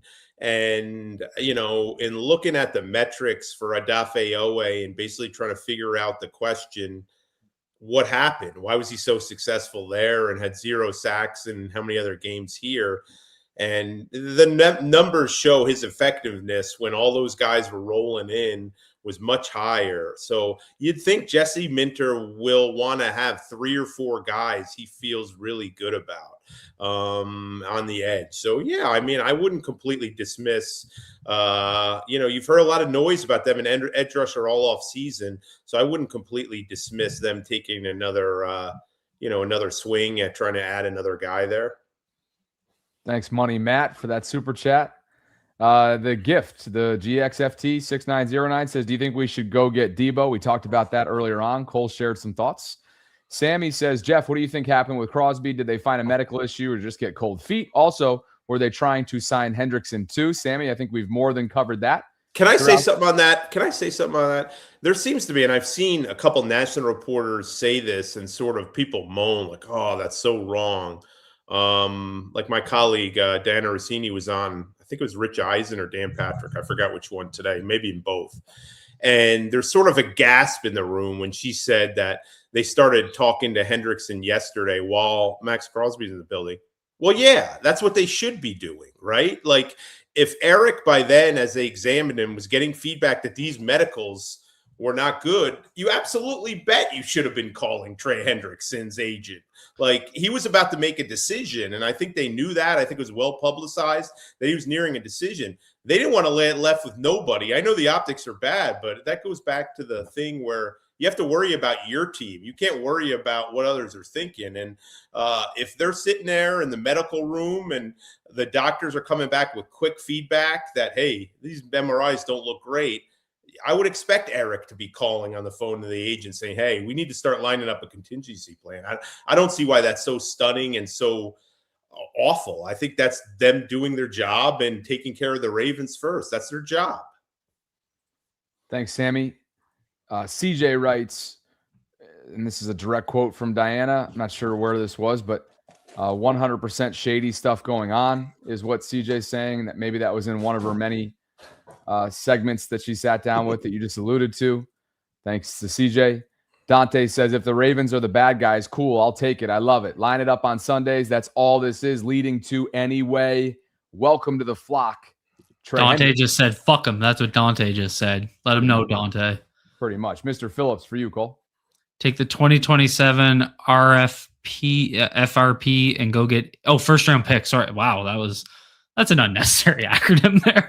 And go get AJ Brown. That's how you win the offseason. I mean, Jeff's been trying to do it for a month now. I mean, I think he showed up with a whiteboard and tried to pitch Eric on it last week, I think. I already got my son the jersey. He has it already. It's just we're waiting. Sammy writes, for all three of you, which scenario is better, Hendrickson plus the picks or Crosby with no picks? I'm to be honest. One of our colleagues asked this question in a group chat today. I just love the Crosby fit too much. I just love how he plays. I love the relentlessness. I love the swagger. I'm not saying Trey Hendrickson doesn't have some of those qualities, but I'd sort of been excited about the idea of Crosby just because of everything he brings. I just think he's a true top 3 edge rusher in the league, probably when you boil it down. And he was the guy I thought they needed to take a swing on. We said it on the show before they made the deal. Yeah. So I'm going to lean towards him, but I see how a football perspective you may say differently. Yeah, Crosby's the better player 1-for-1. It's not. I guess it's close, but he's just so much more complete. Like he's a 4-down player, and he just wrecks games, and that's in both phases of the game. And that's as the run games become a lot more important in the last couple of years than we kind of saw towards the end of the 2010s. But I mean, Hendrickson plus, back-to-back years of Jeff Zrebiec mock drafts, you can sell me on that any day. And the last time they were picking at 14, they got a pretty transcendent player. So you never know what happens. Ruben Bain's going to fall. Those little arms, they're not going to touch him. I'm telling you. Oh, man. I've seen a lot of Kenyon Sadiq chatter in the live chat tonight. Oh, no. Oh, well, we'll talk about it later. Yes, we will. Chile Mate says, would you rather Venga or Jordan Tyson in the draft? Love the pod, boys. Mr. Mock Draft, what do you think? Vega, bring him on. This is the classic meme of the quarterback throwing it with the lineman and a receiver, and then it's 2 scenarios. So do you want Vanga blocking well for a Zay Flowers touchdown, or do you want John Simpson getting run over while Jordan Tyson runs wide open? So that's the meme. Hey, Bobby, our boy was so depressed after the Simpson signing. When I'm the more positive one in a text exchange, we got problems. I thought Jeff was getting pissed at me at one point. Just like, please stop bitching. I had a hard Monday. I sent Jeff a pretty ranty message around like 2:00 on Monday. I was so mad. Bobby, our boy's morale was low. He was reeling, man. He was reeling. Here's the best part about today's. Yes, he was reeling earlier in the week for sure. Today's, he was hanging on every one of your words, most of which was just shit you were making up. Just to tweak him, yeah. Well, hold on. My kind of perspective on it is, if I have to deal with his bullshit, he's going to have to deal with mine. Fair, very fair. I don't want a first round receiver. Give me the offensive lineman. Cole Zayad. Imagine Jay-Z with Jawan Jennings hair all pro. So I'm sorry, but all I'm picturing right now is Jay-Z at the X receiver position with hair. That's all I can picture. Oh my God. Zayad, the guy that called me a cue ball mother effer or whatever that was. What was that? Who was that? I don't know. That was great. In fact, somebody from the Ravens picked up on that and has been calling me that since, so I appreciate that. BME for you, Jeff. Hope the kids at school today. Hope they have tomorrow too, since there were tornadoes. Maybe no school for the next week. Anyway, any chat about AJ? I'm just hoping they're. That just killed me. I don't know. He's still not reading the chats fully. It's like he's reading them in his head as if he's reading, What I read every word of that sentence, and I'm just hoping the school is open at some point in June, for God's sakes. Never mind tomorrow. But I've not heard anything about AJ really. But he's still out there. It's not a very good wide receiver market out there. Did I read that the Commanders are waiting on Brandon Ayuk to kind of be let go to join them? And man, as I told you guys, I look on that wide receiver free agent list. There's not a lot to say for me to say, wow, I think that guy would be a great fit. So I think they need to explore all options. You're giving out some big contracts. I don't know. I mean, I don't know if I'm trading the first. I was all big on trading the first round pick. If it requires a first round plus for a receiver, I'm probably not down with it, just because we've seen over and over again them fail to take advantage and specifically get the most value out of these frontline or out of receivers that they spend assets on. So I like the idea of AJ Brown better than I thought when I thought you could get him with like a 2 and a 4. The idea of a 1+ and seems like they're very confident they could get that, especially with what DJ Moore went for. That I'm less attracted to the idea about AJ Brown. Mr. R. Patterson says, do you think the Ravens let Draymond Jones go if they knew they would end up with just Trey? They don't have anyone who can consistently set the edge. Jeff, did you mention earlier on the program that they had something out for him? I think that was reported. I didn't quite get the numbers and how much they went for it, but yeah, they had interest in keeping him. But I think he was one of those guys that you always felt was going to be priced out and was going to get a little more elsewhere than they wanted to pay. And let's be honest, guys, that's a perfect fit with Vrabel. Just his playing style. Like when they signed him, I was like, that one makes sense. Yeah. And they overlapped in Tennessee, didn't they, when he was head coach? So that's a reunion there. Patrick's here, Cole. Grenard would be a great double up, in my opinion. Feel like the edge room is still thin and we can't draft them. Hope we get Vanga at 14. Yeah, no, love the fit. I'm not sure if it'll work contractually, especially long-term with a huge money commitment to Trey Hendrickson. But if they could pull it off and they do want to go with the double dip, I mean, that's a damn good running mate for Trey Hendrickson, that's for sure. Raphael, we hit this the first time around, but maybe you accidentally sent it twice. Cole, how worried are you about Trey's run defense and his age, considering how many elite pass rushers start falling off after 32 and 33? We hit that. And another one for you, Cole. Cole, when will the Ravens stop getting big gap scheme maulers for outside zone? Who's next? Caden Proctor. JP is obviously a subscriber to Road Graders. Yeah. No, this was my whole rant. It's just that over-reliance on still going after maulers when they're trying to get more athletic. And this goes back years. Like Todd Monken got here in 2022. And, his scheme at Georgia was an outside zone focused scheme. But, whatever. Eric he just ignores my text, obviously. Why is Daniel Falele still available? That's what I want to know. Yeah. I died when the Giants re-signed Evan Neal instead of bringing in Falele. So, I mean, I think Giants fans died at the idea that Evan Neal is still a Giant. Right. They view Evan Neal. I saw someone tweet out and they said it was a picture of Evan Neal turned back around at the quarterback, and it said, "I guess they're trying Evan Neal at edge rusher this year." I was like, so that's their Daniel Falele. So I mean, that's one that Jeff, predict my text if they re-sign Daniel Falele. Oh my God. I'm gonna quit. I'm just not because of you, but the vitriol on social media. Oh my Lord. Larry money for you, Jeff. 2 things. Let me read this appropriately and pronunciate every syllable so Bobby's okay with it. 2 things. Look up Matt Hennessy as a veteran setter we bringing in. Jeff Cole, you should follow Gridiron Grading. They do a great job of marrying analytics to draft content. I'll check that out. Larry Money. Is Matt Hennessy the guy from the Falcons? Yeah, he's a nice zone-based center. This is a really good call, Larry. No, actually, that's a good call. And obviously coached by Ledford, correct? Yep. Sorry, to be clear, I don't know if he was there last year, but he was definitely there at the start of his career. I was trying to look up really quick. He was with the 49ers. Last year, he was with the Falcons.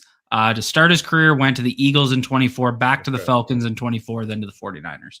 Okay. All outside zone based schemes, just for the record. Well said. Thanks, Good name, Larry. Larry. Elliot has become a channel member here for collective membership. So, Elliot, welcome. Dave says, I'm still here, Bobby. And EDC is a effing clown from David Cure. Hell yeah. He loves getting after anybody and everybody with the Ravens organization. Oh, cool. BME says Hollywood 2-2 or D-Hop as number 3, trade Bateman for AJ. 2 of the 3 here, guys, not named Bateman in the first sentence. 2 of the 3 have been working out with Lamar in South Florida, according to Instagram. And I had a chance to catch up with Marquise in San Francisco, and he didn't necessarily close the door on a reunion, but he's already been in Baltimore, obviously, and they got a pretty similar player, maybe not in terms of play style, but certainly measurables in Zay Flowers, who they may plan on paying at some point in the near future. How about they merge out 11 personnel with 3-5-9 wide receivers? How would that go? Yeah. Give me a big body fuck. Like, God. I agree, but I'm a Marquise Brown apologist. He's a good dude, and he's a great guy. It's not even anything about Hollywood. It's just like, God, they just need a big body X. It just drives me nuts. Yeah. He's a good dude. By the way, I don't know if we ever discussed it since it's been such a frenzy, but Mike Evans gets a nice deal in San Francisco earlier this week, ending his tenure and long-time tenure. And you called that, Bobby. Yeah. You called that when we were talking about guys that you could see the Ravens being in on. Like I didn't think he'd ever leave Tampa Bay, so it's interesting. But you see how it plays out, and that's San Francisco just makes so much sense for him. When he made that move, man, they have an embarrassment of riches. The offensive personnel there, yeah, no doubt. And anybody involved with that tree, assistant wise, are probably going to be hot candidates coming up next January. Ryan Bratton, Cole, for you. Recovering well from the Rams spike stick is in an unpleasant area. That was that was Ryan's description last night of how he was feeling after the news. Thanks for the cushion advice, Cole. As you can see, I'm here for medical advice too. What are your thoughts on Mekhi Becton?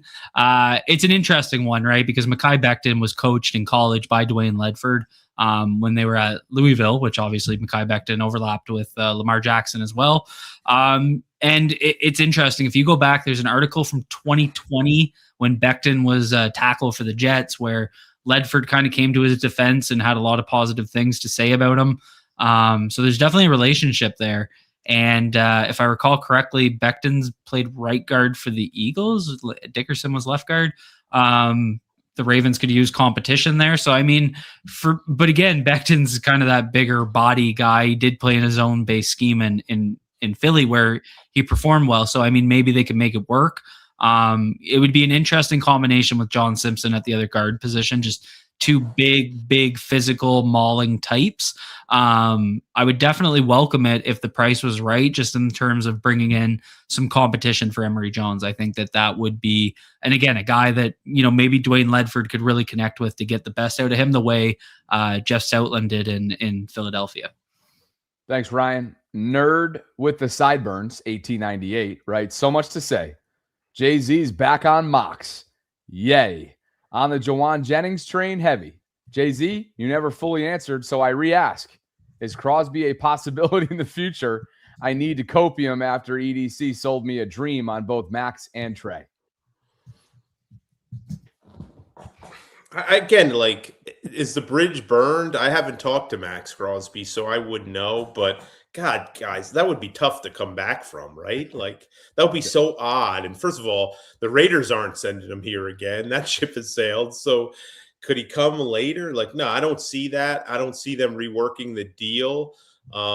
There's been some, I've heard it both ways. What sort of efforts did they make? Did they ever go to the Raiders and say, look, this is bad. We just can't trade you 2 firsts. We might be willing to trade you 1st and 3rd or whatever. I don't know what the level of those conversations were.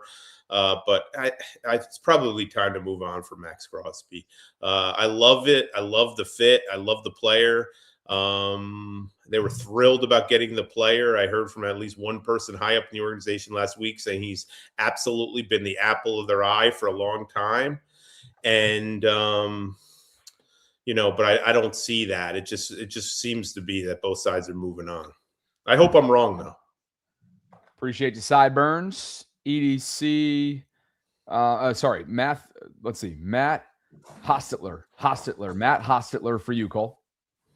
With EDC speaking about possibly having Crosby in trade, it seems like Matabike must be done. Thoughts? I don't think that means that at all.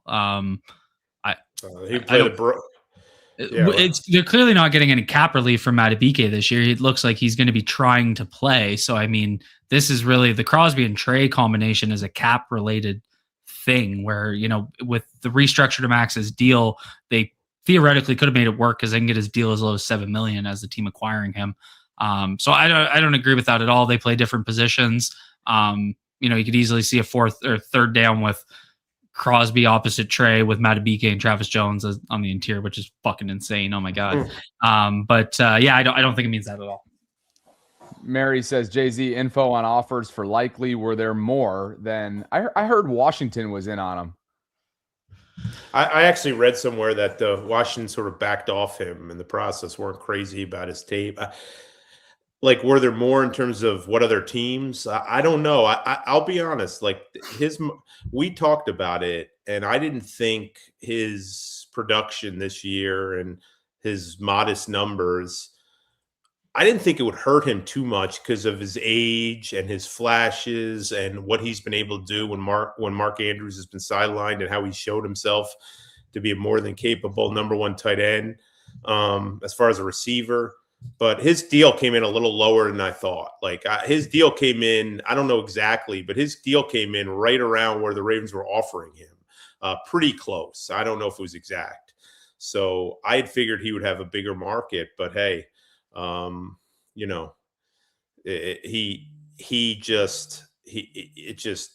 guess people just were a little concerned because he just hasn't had the consistent production and he's coming off a tough season. BME 612 says Jay-Z made Cheeto's IG story just now. It's blowing up. And so, of course, I worked ahead for us. I mean, come on. You already know. Here's Cheeto's Instagram. And let's go to his story. Here he is working out. Looks like he's in a jungle gym of some sorts, or I don't know what he's doing there. But here he is reposting Bleacher Report and BR Gridiron. Jeff, you are all over Instagram. Oops. It goes away after a couple seconds. That's exactly where I want to be. Instagram. Did we ever get you an Instagram account? No, I think I have a fake one. Somebody told me I have a fake Instagram. He's got a burner. Yeah. That is hilarious. Do you know, guys, if I ever leave journalism, I will be off X or Twitter or whatever you want to call it within 0.3 seconds. It would be my first move. I will be off X and cancel my Twitter account before I tell my son I am unemployed. How quickly do you think Jay-Z had blocked my number? Jeff, look at this. They have 3 slides on the post itself, and they did the numbers on how many McChickens he could buy with the new deal that you reported on. You know what we should do, guys? We should parlay this into getting Cheeto on the show. Now, that's got to happen. If you were a legit host, Bobby, you would have thought of that yourself, and you'd already have it going. But here I am live coaching you about enunciation and just getting hammered as a result. Look at it. No, he's great, man. That's great. I look, no excuses. I missed a word. I've had more embarrassing typos. Today I just put out a tweet that just said DeCosta said, and there's no other thoughts in it. It just said DeCosta said. So I think we all need a good night's rest.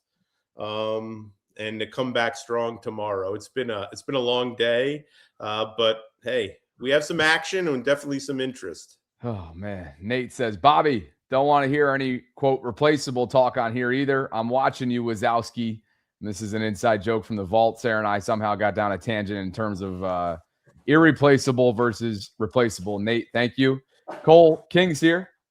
I think Lamar resigns in the summer once he sees what the roster, aka O-line, EDC puts around him, and why not? He holds all leverage, and rightfully so. I mean, Brian talked about that when he was on with us. Was that last Tuesday? God, the last week just feels like it's been a month. Brian was very clear about that. He does have all the cards, and now he has even more cards that they went with a restructure. So, I mean, fair enough. There's absolutely no falseness in that statement. Lamar does hold all of the cards. Appreciate you, King. Nerd with the sideburn says, Jeff, can you re-explain what he meant by 10-year commitment with Crosby? I clarified this. It was when you were referring to the the 5-year term. You gave up two first round. Yeah, you give up 2 first-round picks. Each first-round pick you have for either 4 or 5 years. So basically, you're giving up 10 years of control on first-round players. You're not doing that for 1 year of Crosby. You're doing that because you accept Crosby to be a dominant player for 3-4 years while wearing purple. So basically, I was just trying to just suggest what was on the line here, what was at stake, and what they would be giving up. I hope that helps. Richard says, I'm late, but I'm with Cole. It's medical, chronic. He also says, I'm also with Cole. JS is 0.1% better than 77 on PFF. And Zayad says, trade up for Sonny Styles and send Roquan to the Diamond Gym. Oh, man, poor Roquan. Dude, Zayad. CD stack for you, Cole. I don't have a question or anything. My daughter just wanted to send a super chat. So hi, Meebs. Oh, that's cute. Thanks, man. What's up, Shout out to your daughter. Yeah, welcome, Meeb. Good to have you with us tonight, Meebs and CD Stack. Jeff, Quan, how about, sorry, this is for Cole. I'd like Jeff to read it, please. Oh, Jesus.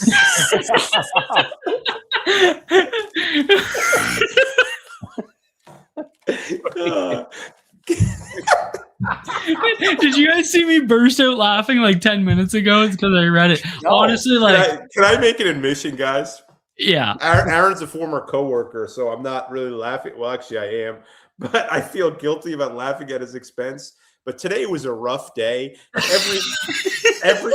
Every time I was down on my luck, I popped in that video. What?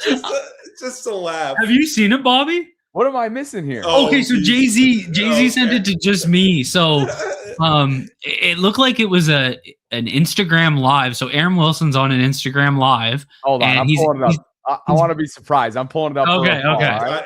Do we want him listening to it on the show? I mean, we do. We do. We want the live reaction. This guy's a friend of mine. Like, you guys are going to humiliate him? Well, I mean, it's out there. Quick Google. Here's the thing. I just had a steak dinner with him in Indianapolis. And it's pretty bad. So maybe watch it in your own time. But I disagree with Aaron. I don't think Mr. Myaz would be an ideal swing tackle. As much as I think the Texans need to address the tackle position, I wouldn't do it with Mr. Myaz. Come on. Can we play it or what?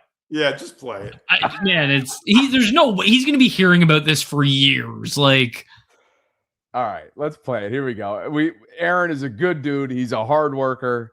Obviously, all that goes without saying. And here he is. This is my first time. So off we go. There aren't a lot of big name tight ends anymore. Everyone would love to have Kenyon Sadiq, but I don't think that's going to happen. So we'll see. I think that Dixon, my ass, is definitely swarm. I think he would fit in. Blake Fisher, swing tackle. Absolutely. I think that Dixon, my ass, is definitely. I think that Dixon, my ass, is definitely swarm. I think he would fit in. Blake Fisher, swing tackle. Absolutely.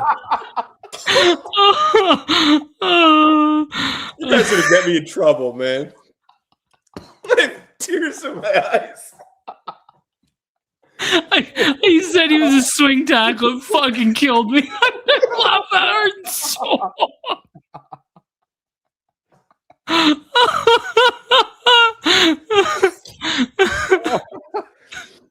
Jay-Z, you needed it. I'm so glad we did it. We all needed it. I'm gonna defend him. This dude has probably not slept in 4 days.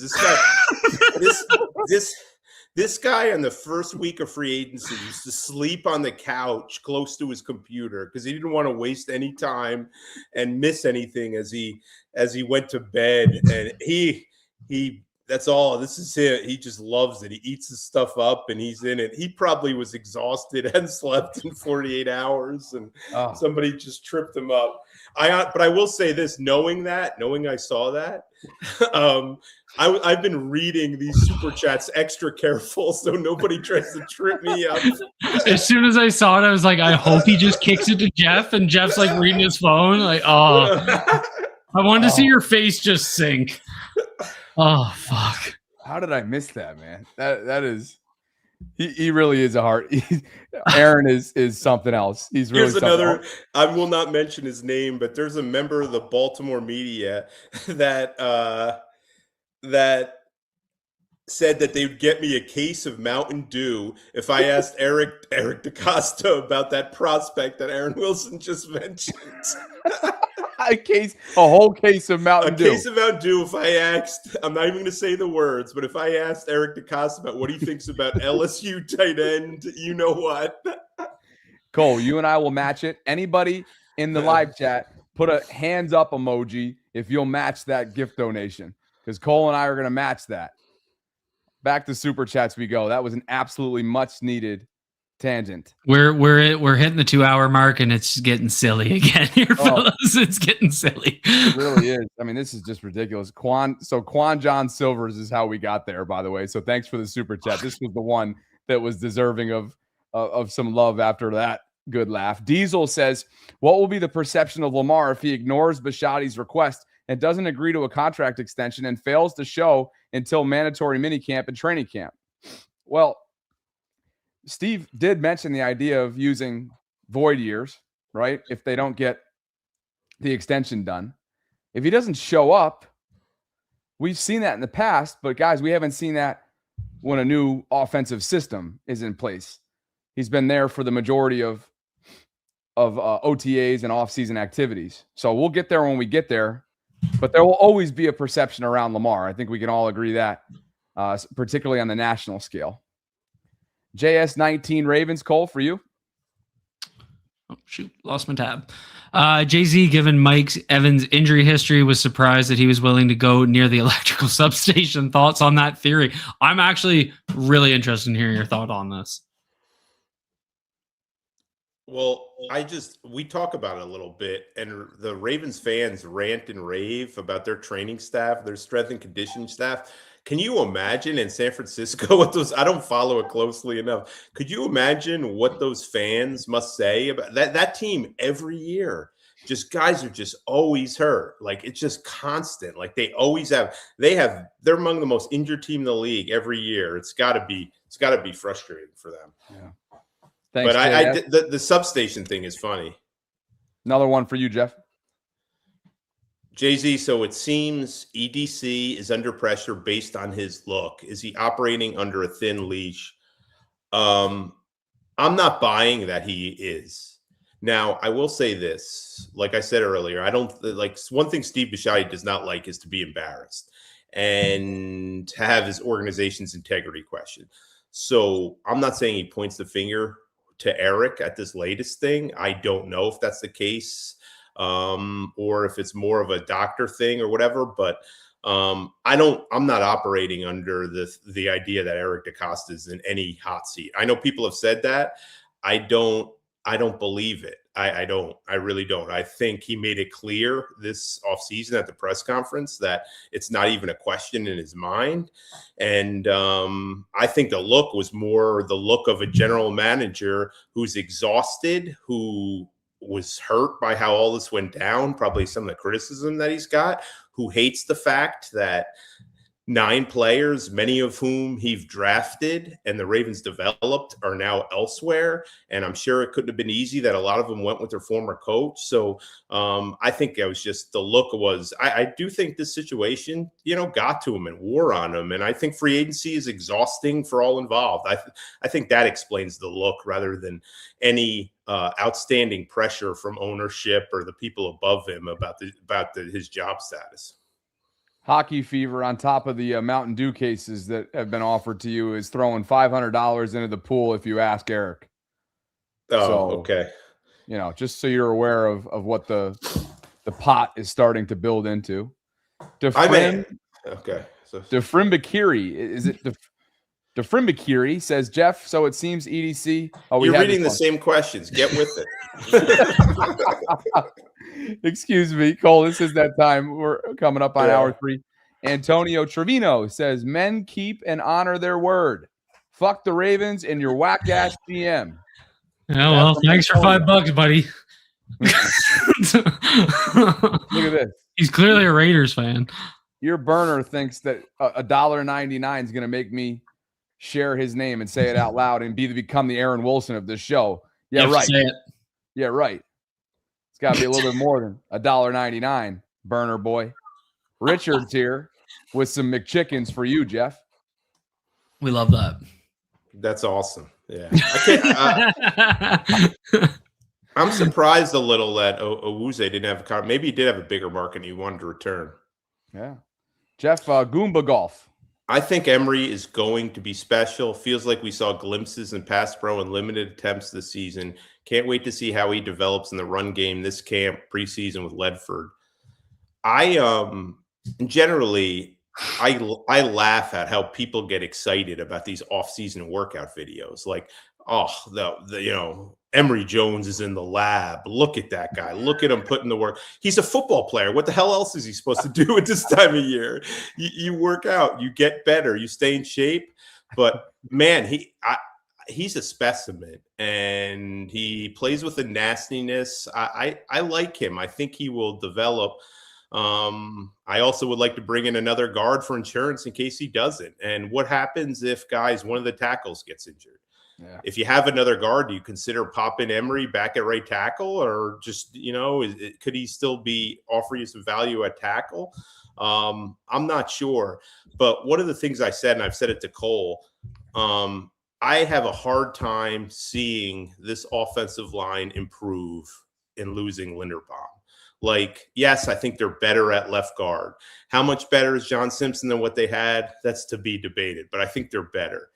But you're going to probably take a downgrade at center no matter what you do. And with losing Linderbaum, and you don't know what you have at right guard, really. It's sort of, you don't know what Jones is going to be. So the question is, how much will Ledford make the difference? How much is his presence there and no more Warhop? How big of an impact is that going to make? And I would think by their moves, I would think they're definitely banking on getting a big impact from the coaching group there and making that group better and developing some of these kids. Thanks, Goomba. Turkish says, makes me wish we had tried for Micah then. Damn. Bucket Bomber Win says, contract status updates of ERFAs. Corey Bullock, CJ Okoye, Carl Jones Jr. Is EDC more like Bobby Axelrod or surprisingly incompetent? So Bullock, Okoye, and Jones are all going to be fighting for jockeying for 53-man roster positioning, right? This summer. Is that? I think what he's asking if they tendered them contracts, ERFAs, and 2 more were Dayton Wade, who got tendered, and Chandler Martin, who had the serious knee injury, I believe, right, last year. I know Carl Jones, I heard from his agent that he did get tendered. I haven't heard about those other guys. I would assume they did. Usually 9 times out of 10, they tender the ERFAs. So I would imagine they did, but I haven't heard yet. And I've been so busy today. Did the Ravens announce that? Because those have to be in by 4 today. I didn't see if they did. I didn't see anything out about Corey. I've only really been paying attention to Bullock, and there was no but it might have, like, Dayton Wade's came out late last night after the Max Crosby, because I believe he was an ERFA, wasn't he? Or an RFA. Yeah. I see nothing. I just did a quick search. I see nothing about Corey Bullock. So yeah. It doesn't make sense not to tender those. They guys. Literally don't have a center if they don't. No, and it's the cheapest. It's like it's the league minimum tender and doesn't guarantee them anything. So those guys are depth, and they only had 48 players on the roster as of 2 days ago. No RFA tender for Keaton Mitchell, and then this Instagram story came up with the Be More peace sign and forever love for the city. So. Yeah. Bidding farewell to the Ravens as a former undrafted rookie. His pops won a Super Bowl with that 2000 team, and it looks like he's on his way out. That's what this would suggest right here. So Just while we're on the topic of tenders and whatnot. I could tell you, I got a lot of questions about him at the combine, and since from other teams and people I know from other teams, he was a guy that people had circled that said if he becomes available, we're interested. So I would think it's only a matter of time that we read about him signing elsewhere. Yep, 7,289 is the live count in terms of subscriptions. Let's see if we can get that number up over 7,300. If you find yourself watching late night tonight and there's over 1,500 of you or right around that number and you're not subscribed, we would love for you to subscribe. We appreciate you guys for being here, especially our new members who PSIL77 has just become our newest channel member in the collection membership side of things. So too has Nerd with the Sideburns 1898, who's dumped a super chat or two in tonight. Wow. We got a super chat from Fuck You Ho 124. And so you say that one, but you won't say the other one? Which one? Yes, for now. And BME, Jeff, for you. Jay-Z, was Minter around today? Also, LV seems petty. I assume Minter's in the building. He did not talk to the media. This was sort of an impromptu news conference. Eric DaCosta is usually not available. At this stage of free agency, my guess is, well, we know this was partly a reaction, obviously, to, look, getting up, let's move on, let's answer questions about it and move on. But they're going to have free agents rolling in here, and they're going to have news conferences for free agents. And they're going to be introducing free agents. And I'd imagine you want to give Trey Hendrickson his day, John Simpson his day. And I'm sure the PR staff and the Ravens hierarchy does not want those press conferences dominated by questions about Max Crosby. So my guess is they figured, let's put Eric in front of the microphone now, get away from answer those questions. So when we unveil Trey Hendrickson, it's more about Trey Hendrickson and less about, the fallout of this trade. Drake Allen says, do you think EDC will package the number 14 pick in a future first to move up for Bane? No way. No way. DMV Nation, but thanks for the super chat, Drake. DMV Nation has left us a super chat tonight. Appreciate you, DMV. And Diesel's with us. He says, with everything that's happened, what are the chances EDC breaks tradition and trades up in the draft and gets his guy? So Diesel and Drake both wondering if that's the case. That'd be pretty bold. Colin Donahue, Jeff, for you? Sorry, I was checking out the Italy and Mexico WBC score. It looks like the Italians are going to win, which would get the U.S. in the next round, which is great. You guys probably don't care, but do you think we will get another fullback? How do you think we attack the draft? Is it almost guaranteed go O-line first pick? The fullback question is interesting because, as my colleague Dan Dugan reported, the Ravens weren't really even in it on Patrick Ricard. They weren't even among the finalists. It seems pretty clear that they're going with the Chicago style of how they used kind of a tight end as a fullback. It looks like they're not going to have a strict fullback on the roster.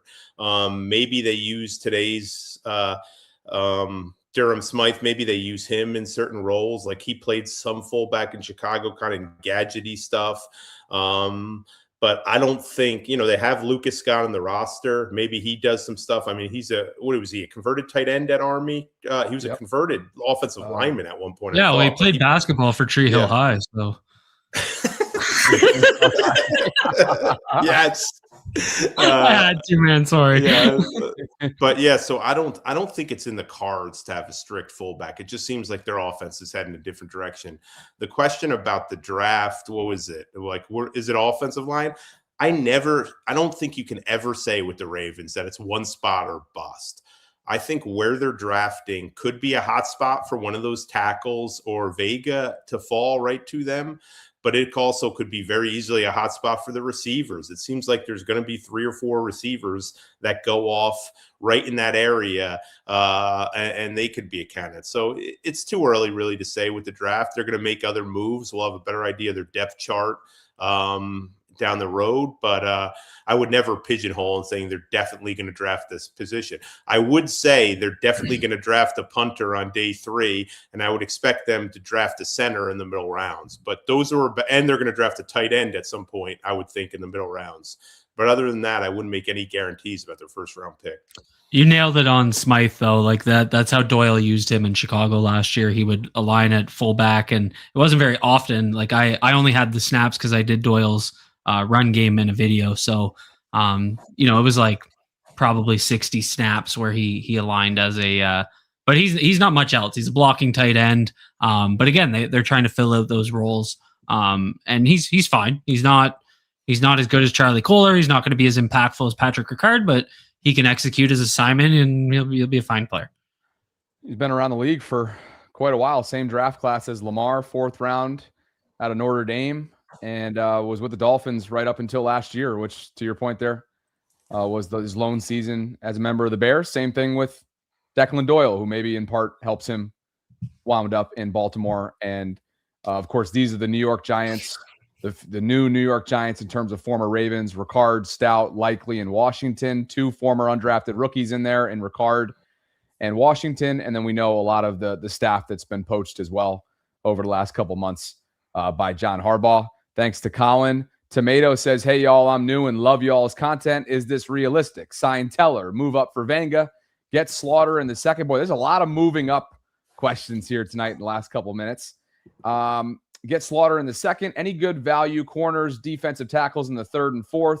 Cole, where do you think Slaughter lands? I haven't looked in terms of his projected positioning. Yeah, I would imagine round 3 will probably be the sweet spot for him. I would imagine he'll go probably behind Sam Hecht. Connor Lew will be interesting because I believe he was hurt last year. Trying to think if there's any centers that are he's listed as a tackle, but it sounds like a few teams look at Spencer Fano as a center. So, that'll be an interesting spot where he goes. Logan Jones is a guy that, gets mocked a lot later than I think he's going to go. I think he's going to be a riser.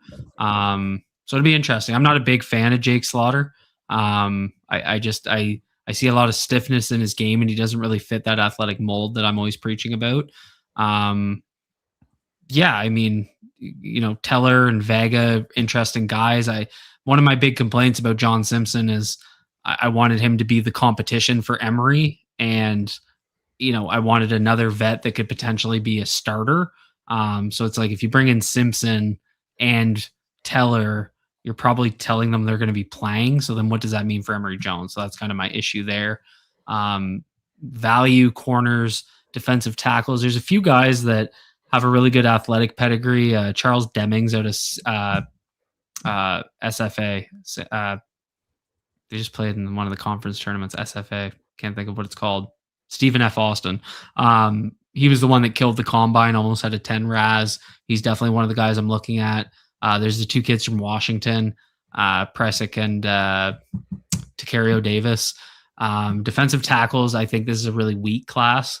I know there's some out there that disagree with me, but I see a really weak class. So that's to Jay-Z's point, where they could address that interior defensive line would make a lot of sense. God, this is cracking me up. Someone goes, took me a minute. It was just so goddamn. I can't believe I didn't see that today. BME 612 says JLC tweeted, spoke with 2 GMs. Probably just mad he got kicked out of the Ravens Cafe years back. Why can't everyone be nice like Jay-Z? Don't change. Yeah, why can't everyone be nice like us, Jay-Z? Just nice fellas on the internet. That's right. Can you believe we're still going after this day? Reverse lines. I know. Seriously. 5 hours in the last 48 hours have been spent with you. Jesus Christ. You and I honestly. They could trade Lamar Jackson tomorrow, and we're not doing an emergency pod. I'll tell you that right now. I don't want to see you guys for at least 4 business days. This has really been something. And by the way, people keep responding to our calls to action. We have hit 7,300 subscriptions. I think yesterday, Cole, were we at like 6,800 yesterday? Yesterday, I looked at the number earlier. I'm pretty sure it was 568 on the day alone and subs. Well, we're coming up on 8,000. We appreciate you guys. Reverse Line says, any chance that EDC looks around for another trade worthy of a first or more trade? We've talked about that a little bit tonight. Well, and let's go back to Reverse Lines there for a second. Yeah. Reverse Lines was the one that donated $200 last night and was working late. So Reverse Lines, I hope you're not at work right now. So drop a comment down below. Let us know if you're not at work. We're hoping you aren't, but we appreciate you. Thank you for the memory recall on that, Jeff. I don't think just because Eric DeCosta was willing to trade a first round pick for Max Crosby, I don't think that means it's a feeding frenzy on their 14th pick and they're trying to let it go. I think Max Crosby was viewed as a special case. One of the true best players in the league at his position where they badly have a need, and they were willing to do it for him. I think the list of players they'd be willing to trade a first round pick for is very low. So while I will not completely pour cold water on it, I said earlier, a couple weeks back before the Crosby, that I thought this is a year you consider trading it, because it's not a very, I saw some people saying what I heard is the level of graded first round picks in this draft is so low. It's just not a lot of first round talent. So I do think this is a draft, if you're going to do it, you consider it. But I don't think they're compelled to move it unless they see a special difference maker to do it. But they almost traded for Quentin Williams in the offseason, but they got kind of outbid on that. And they did trade it for Max Crosby, but we know what happened there. So they've shown a willingness to move that pick. Your guy's back, Cole. How do you feel about Yeah, he's very girthy on the offensive line, uses his width to make sure he stays in front of his man. Good anchor in his lower half. Tyler says, Cole, I've watched a bunch of Fano tape and wondered what your thoughts are on him versus Vanga or Maui Goa. What do you, if at all, what do you do if all are available at 14? I'd go Maui Goa, Vega, Fano in that order. I really like Maui Goa, sorry. I like him the most as a guard, not a tackle. But him having the tackle ability is a bonus. I think he fits the scheme really well. Vega's extremely good. Fano sliding inside, I'm just worried about his lack of anchor and his just functional strength as a guard, because he's a lighter, shorter, smaller tackle. But at center, he does intrigue me. It's just with the Ravens draft a center in the first round again after, what just kind of happened. I think it's going to be interesting. Thanks, Tyler. Christian says, Jeff. Yeah, I think that's... Jeff looks exhausted. Let the man sleep. Mary says the photo you use of Likely with the New York Giants is AI.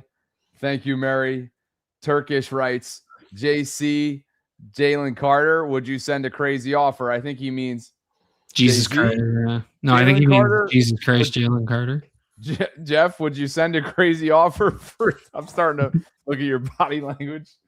That's a tough. Hey, I'm trying to maintain some professionalism here. Jesus Christ, you guys are like a cackling bunch of idiots. But that's a tough one for me because, man, that piece. Could you imagine him with Travis Jones? And he's so dominant when he's right, but there's also some maturity issues there, and there's been a couple off the field stuff with there, and he wants a huge contract. I would struggle with that one, guys. I don't know that I would, but I love the player when he's locked in. It's what are you going to get and what are you going to be willing to pay him? I mean, he may become the very highest paid player in the league at his position. By the way, that Travis Jones contract looks better by the minute, huh? Yeah. I mean, yeah. It seemed he was old news, right? That happened seems so long ago, but he was a pending, he could have been a free agent. So that was a big signing. Yeah.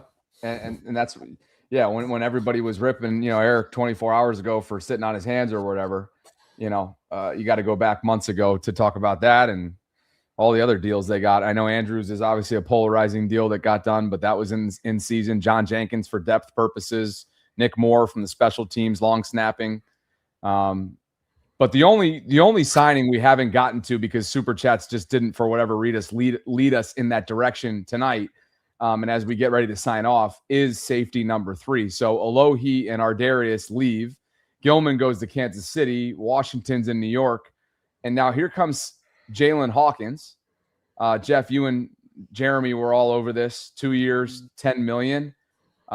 He was a member of the AFC championship winning team, New England Patriots, where he spent his last couple of years. And now he joins the Ravens, will play a key role knowing how they want to use Kyle Hamilton under Jesse Minter.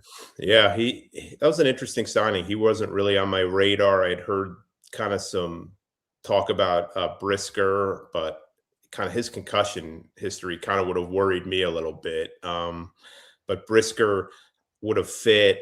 Nick Cross was a Maryland kid, so you heard some talk about him.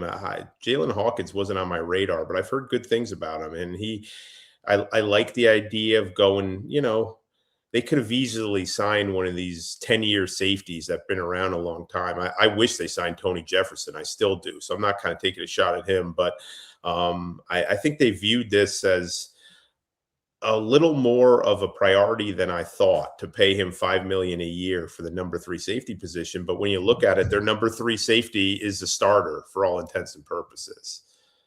Yeah. And here's how PFF had him graded out, Cole. 74.7 coverage grade in 25, which ranked 12th, and a 79.7 run defense grade in 25, which was 15th. He is a 2020 fourth rounder out of Cal. Atlanta took a chance on him, and that's where he spent the majority of his career. 23 was in LA, so that would have been the year before Jesse arrived, because he was there from 24 to 25. So maybe Jesse had a little bit of intel on him from that year, and then he spent the last 2 with the New England Patriots. So that was today's moves, and we've got a few super chats before we get on out of here. Colin says an old fashioned for Jay-Z, Shirley Temple for Bobby, and Molson for Cole. Appreciate that. Thanks, Colin. Jeff, could you imagine having a glass of wine right now? I don't drink wine. Get out of here. Jay-Z would fall asleep instantly. Oh my God. That's all I'm saying. Yeah. Yeah. No, I got you, Bobby. I'm so slow on the intake here, but I'm wondering what's next. I really am, guys. I don't think we're done. I think they're going to add some more pieces. So that's just kind of what you just want to pod again tomorrow for 3 hours. Oh God. I'd rather go play in traffic, to be honest with you. But we love our listeners. Yeah. Oh, yeah. Thanks, guys. But by the way, yes. The answer is BME 612. What if Philadelphia offered AJ Brown and 23 pick overall for Bateman and 14 plus 4? The answer is a yes. I'll throw in Bobby. You take Bobby too, and we'll do the paperwork. That's the other thing, guys. And I thought of this today. Like, we talk about trading your first round pick, but you could trade back, right? Like, you could swap first round picks. That is a lot of value for a team to move up 9 or 10 spots. I mean, that's a big time equivalent. That's what they did in the trade when they sent Orlando Brown out of town, right? It wasn't. It was a trade up. It wasn't straight up first. Yeah. Hefe says, this is well played. For a $5 super chat, you can add another year to the Cheeto contract. There we go. 2 year, 10 mil. There you go. And Hefe, that brings us to the end of super chats.